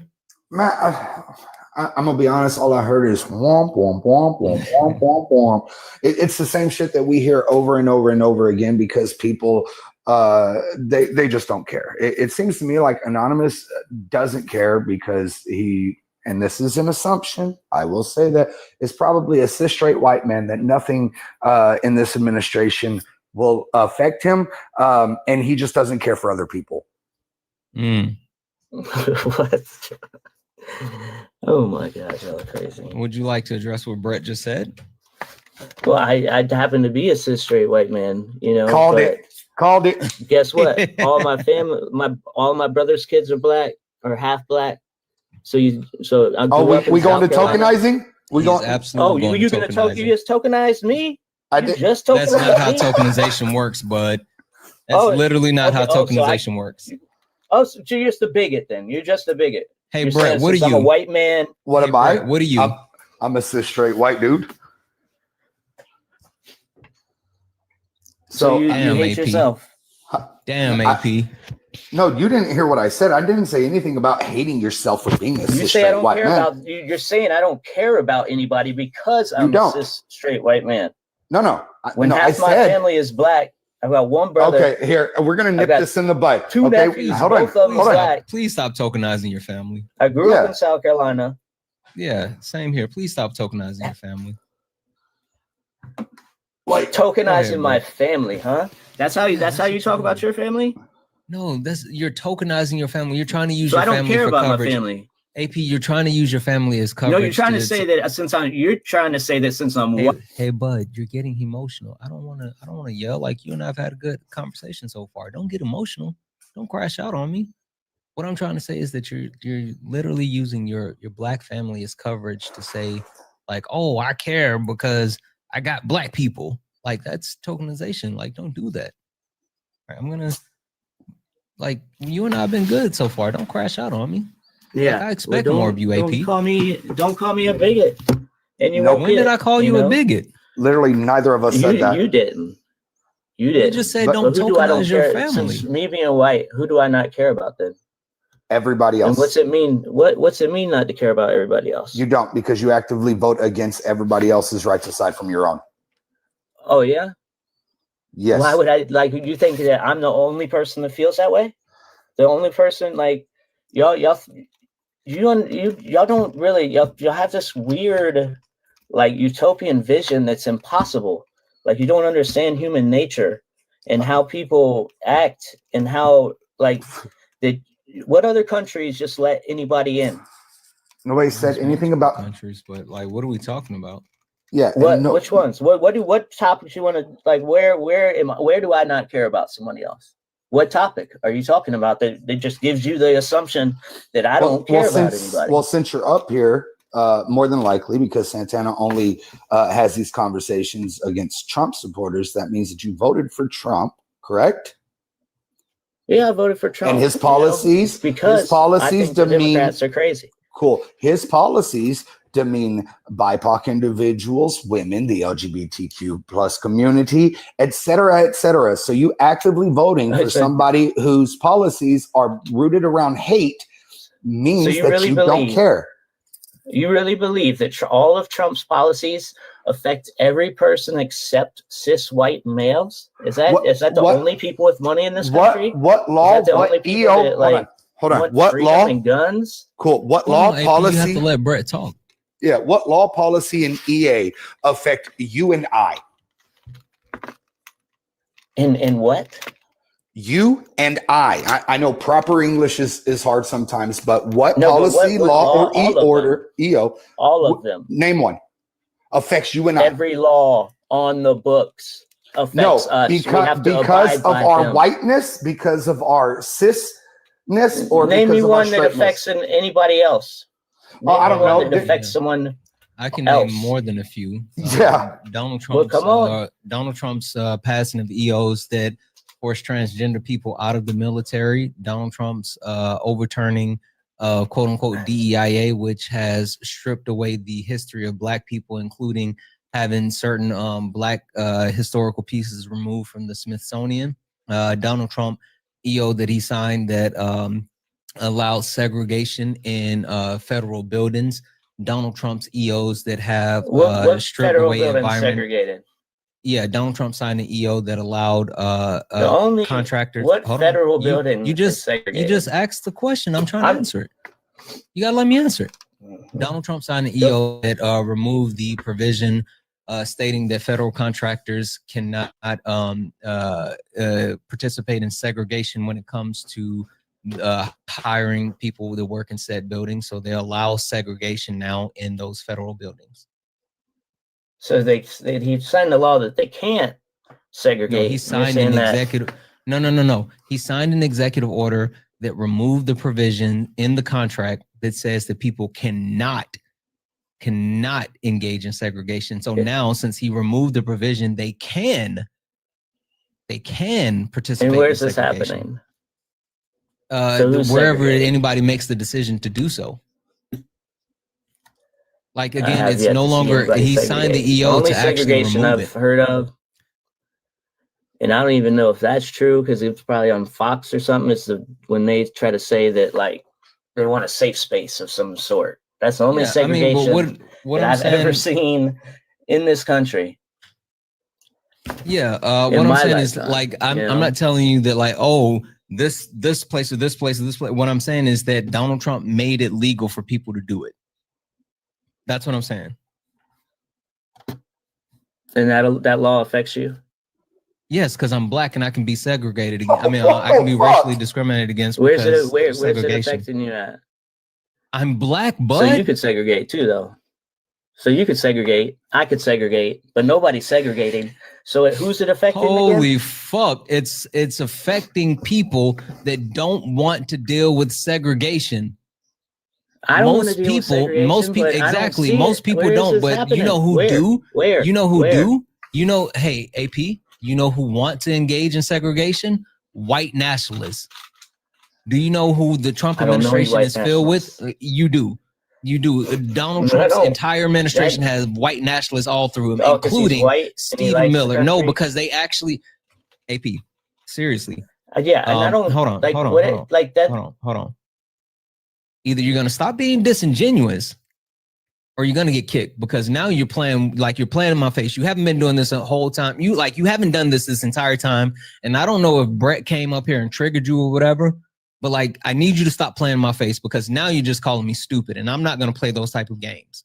So AP, either you can actually engage in earnest. I don't know why Brett triggered you so bad, but like now I need you to engage in earnest, or like we can keep it moving. I don't know what happened, why Brett got you so riled up, but like you're not going to play in my face. Go ahead, Brett. It's the white on white crime. Right, it has to be that fucked with him because apparently a white person has never called him on his bullshit to his goddamn face. Holy smokes! What bullshit? Wow! What bullshit? We've already explained this. Do we need to go through the whole conversation again? Of what? Of the segregation that's not happening? The segregation that is not allowed to be happening. And then you seriously wanted to sit up here and ask a black man, well, who does segregation affect? Are you? Oh no, the fragile black man. Segregation. He's not being segregated against. If he was, we literally already talked about this, and for you to sit here and say the fragile black man. First and foremost, fuck you. Like I'm right here. You don't. Again, you're playing in my face now. But secondly, weren't you just tokenizing your black family? Like, weren't you just talking about your black family? No, he just acted no, like you were just tokenizing your black family. So AP, how would you feel if somebody was like, "Oh, your fragile black family"? Like, how would you feel about that? AP, how would you feel if your black family members were told that they couldn't go into federal buildings? What do you think about that, AP? Tell me how you would feel if your black family members were told that you can go into these buildings, but they can't go into those buildings. How would you feel about that one, AP? You show me one person. No, answer the question. How would you feel about that, AP? How would you feel about that? It's not happening. AP, answer the question. Happening. AP, I need you to stop being disingenuous. Answer the question. How would you feel if your black family members were told that they can't go into a building, but you can go into a building? What would you do, AP? would you stand up for your black family members, or would you like, well, I guess it's not happening everywhere? I would feel the same way about. So you wouldn't give a shit. Yes, I would not like it. So you wouldn't give a shit. I told you something nice to show that he doesn't give a fuck. Like I called it out as soon as I came up. How do y'all see? This is y'all's problem. Y'all just assume negativity out of everyone. You said I literally just gave you the option to answer the question. What did I just say? I said that I would not like it with anybody. Yeah, but you wouldn't give a shit though. Any segregation? Like you wouldn't do anything about it. I wouldn't. You wouldn't do anything about it. Are you kidding me? You wouldn't do anything about it. What would you do, AP? I'm pretty sure start a fucking riot. YouTube. I wouldn't sit here and say, so why don't oh well, I guess it's not a good thing. You show me where they're segregated, and me and you can go meet up, and we will start a fucking riot. Yeah, I don't believe you. I literally don't believe you.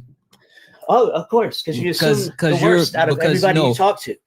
No, because you sit here and you pretend as if you care about black people because you got black family members, but at the same time you don't advocate for black people and you don't really care about black people. Why the fuck would I like team? I'll ride or die with Brett because I know Brett is about it, but I wouldn't do that with you. Because I already told you why you wouldn't do it with me. You assume bullshit that you don't know about me. Your words have been telling that's what you do. No, you hear Trump and it's all like everybody's a hater. They hate. When you're here spreading hate, you're the one doing all the hate. Hold on, Anonymous. Here's the problem, right? And this goes back to earlier in the conversation. This is why comprehension skills are not very high amongst Trump supporters, is because we said if you vote for the person that implements hateful policies, laws, and EOs, then you are in fact hateful. Correct? We had that discussion. And then you said, name one. Santana went on a fucking tirade of them. Multiple ones. A tirade. A DEI, which makes equality. You cut me off. I had so many more. Like you cut me off. I had so many more. And then we have segregation. Like there's literally so many. There's literally so many. We're talking about segregation. We can talk about not happening. We can talk about anywhere in this country. We can talk about how Donald Trump appointed Supreme Court justices to strip away the right to choose for women. We can talk about how they specifically targeted trying to overturn abortion. So yes, the right to choose. And we can talk about how they tried to overturn Obergefell, which would strike down gay rights marriage.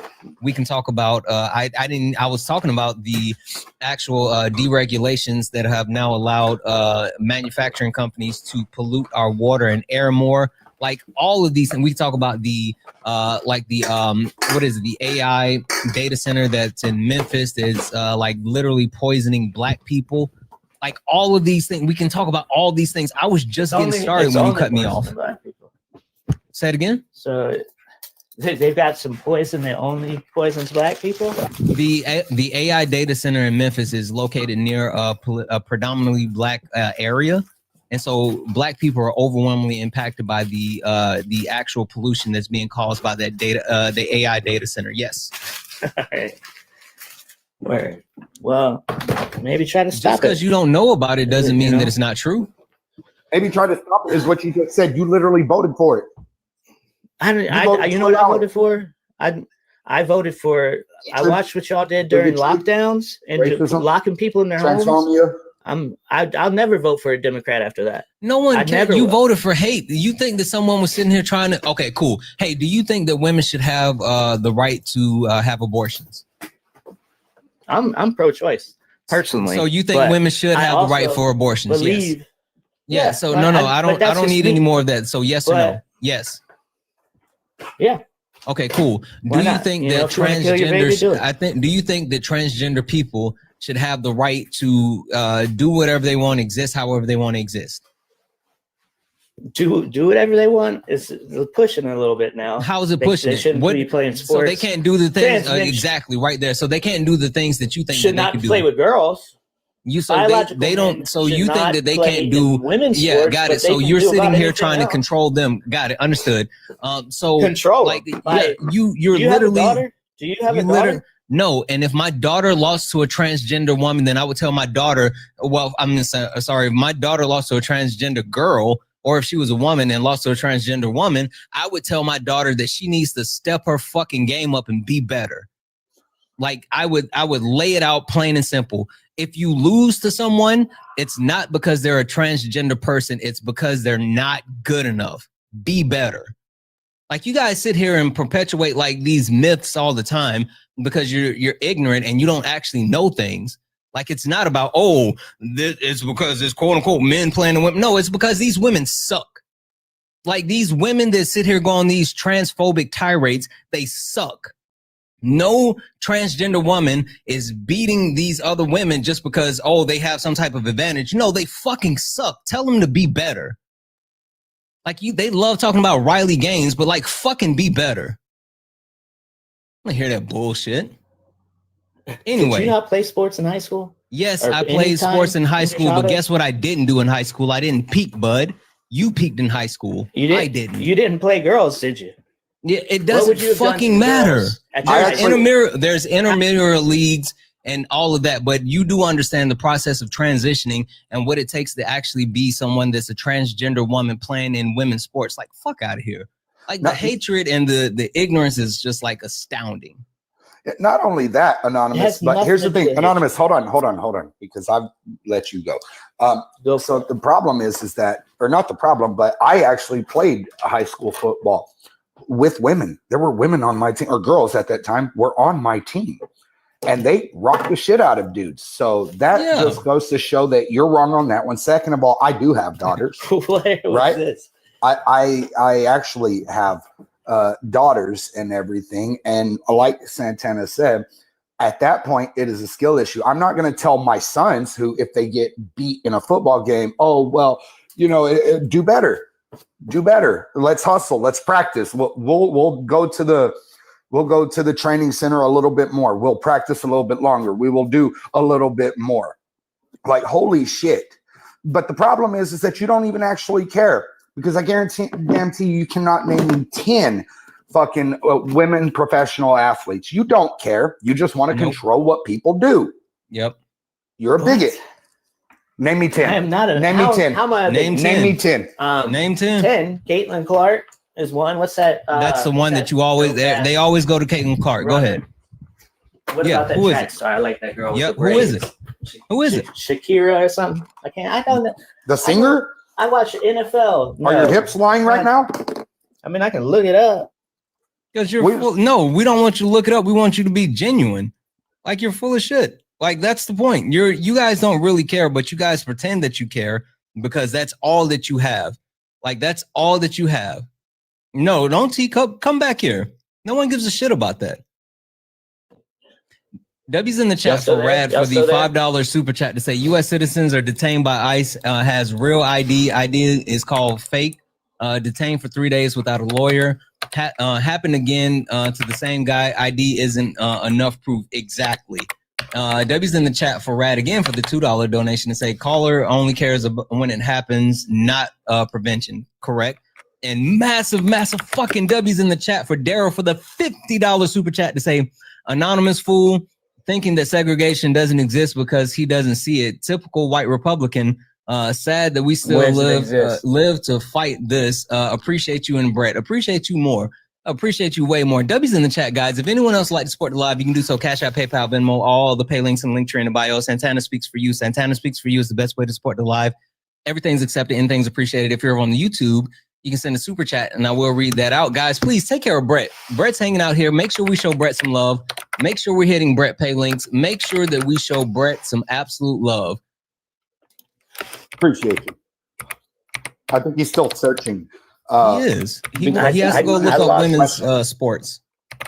Well, who cares? Like that's the whole point. You don't actually That's how much worse they are at these sports. No, guys. You don't actually care. That's the entire point. I do care, and it's not hateful to understand why is it so bad in this country for a man to beat his wife, and we don't really say the same thing the other way. Why is it so bad? Hey. Oh, fuck no. Shut up. What the fuck are you talking about? Well, maybe No, if you stop muting no, me, I would no, be able to no, tell no, you. no, no, no. So is that no, not a no, bad no, thing no, to no? do? Shut the fuck up. Like, I don't even care where you were trying to go with that one. Like, I don't care where you were trying to go with that one. I Shut swear. the fuck up yourself. Yeah, Later. yeah. Cry harder. I don't even give a shit where you were trying to go with that one. That is not Exactly an example that you try to use. That is not an example. That's a disgusting thing for you to say, and for you to sit here and pretend that you're going to try to use some type of analogy and make some type of actual point by bringing that up. What in the world is wrong with you? Like I said, You're a disgusting human being. Everything about you is despicable, and you've been nothing but harmful this entire time. And with that being said, I was gonna start a kick fund, but you can just fuck right off. Like I don't even want to kick fund. You can just fucking leave. But why do Trump supporters always go to beating women? Have you ever noticed that? What the fuck? Like it's always that, and I don't understand. That was wild. The hate required, party of violence, right there. Yeah, it is. Chat. He was not worth your money for a kick fund. Like, I promise you, he was not worth the money for a kick fund. Fuck him. He can leave. None of us have to deal with that at all. And I'm sorry that you guys had to hear that. I think he proved every point when I came up, though. Did I? On my assumption of him, did it not prove? You made him crash out, point? Brett. Like, what in the world? I didn't even have to fucking show my hair or my fingernails this time, which is crazy. They ain't used to it. That's the problem. That's the problem right there. And if I may, Santana, I'm speaking to all you white people in this, watching and listening and all of that. All of you cis straight white people. This is how they act. This is how they act when we confront them on their bullshit. We have to confront our own fucking people. Thank you for the bear.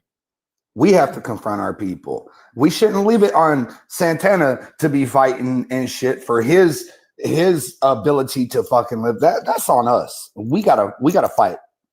You know what I'm saying? It pisses me off, man. Yeah, same here. And not once did I like tokenize. Like I didn't tokenize you. I didn't tokenize my children. That was his justification. Yeah. Like, literally, that was his justification. Yeah, that's what I'm saying. Literally his justification. It's crazy. Yeah. W's in the chat for Rab for the $2 donation saying, did you know Arkansas has a whites only town? Doesn't surprise me.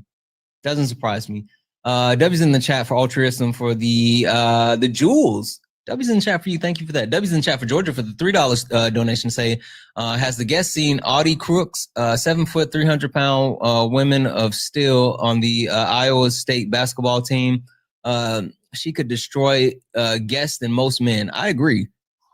Absolutely agree. W's in chat for Marie for the $1.11 donation say, bro doesn't see segregation because he's white. Duh. What is this? Why is this so difficult to understand? Like they're willfully obtuse.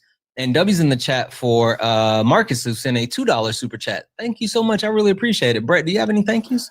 Yes, sir. Can we get some big W's for Daryl for the 25? Let's fucking go. Who said appreciate you in Santana? Let's fucking go. Much love. Big W's, Daryl. Yeah. Well, Brett, I'm hitting my time. I'm about to break out. What do you got going on? Are you going live anytime soon? Here in the next few hours. So Thanksgiving, here's the thing. Thanksgiving always brings out, or holidays in general, always bring out a lot of shootings and everything. So yeah, I barely getting around to, holidays are hard for me, man. Yesterday it sucked.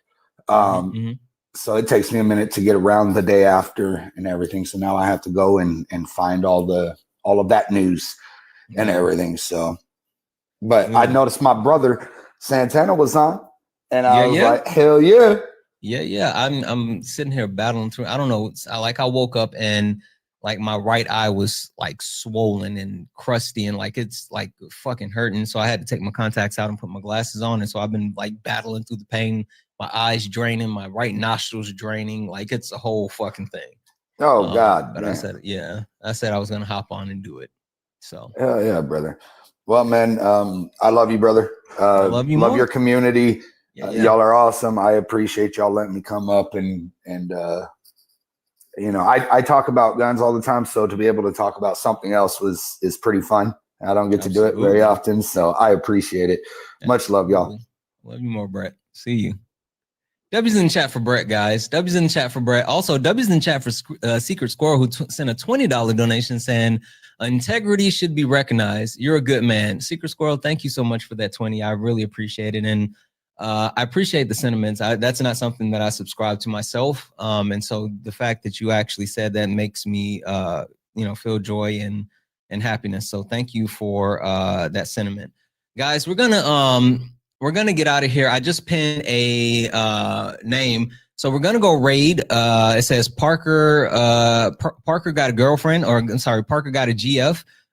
Dean is hanging out on this account. We're gonna go co-host with Dean for a little while. So if you could follow over to Parker got a GF, I'm gonna go hop on with Dean. You can follow my account. We'll be there in just a few minutes. So let's go ahead and go. You stepped in the box, now you're in the ring. Ain't no hugs here, you better take your best swing. Mike Hot, who wanna step in the flame? This ain't a debate, this a mind game. Facts like lies get left in chain. One wrong word, get slapped out your name. This ain't TikTok, this a war zone talk. No script, no filter, no safe walk. Bring stats and get scrambled like a glitch. I got fire in my mouth like I came from the pit. Hey guys, we're gonna go over and hang out with Dean. Dean is on Parker got a GF. Let's get over there. Santana Raid, get over there and show some love. Spam the comment, Santana Raid. I'm gonna hop in the box and co-host with Dean for a little while. So get over there, show some love, and I will see you over on Parker got a GF. Guys, thank you for all the gifts, the likes, the taps, the shares. Thank you for all the love. Thank you all for being here. I love you all so much. I will see you all tomorrow. And as always, peace.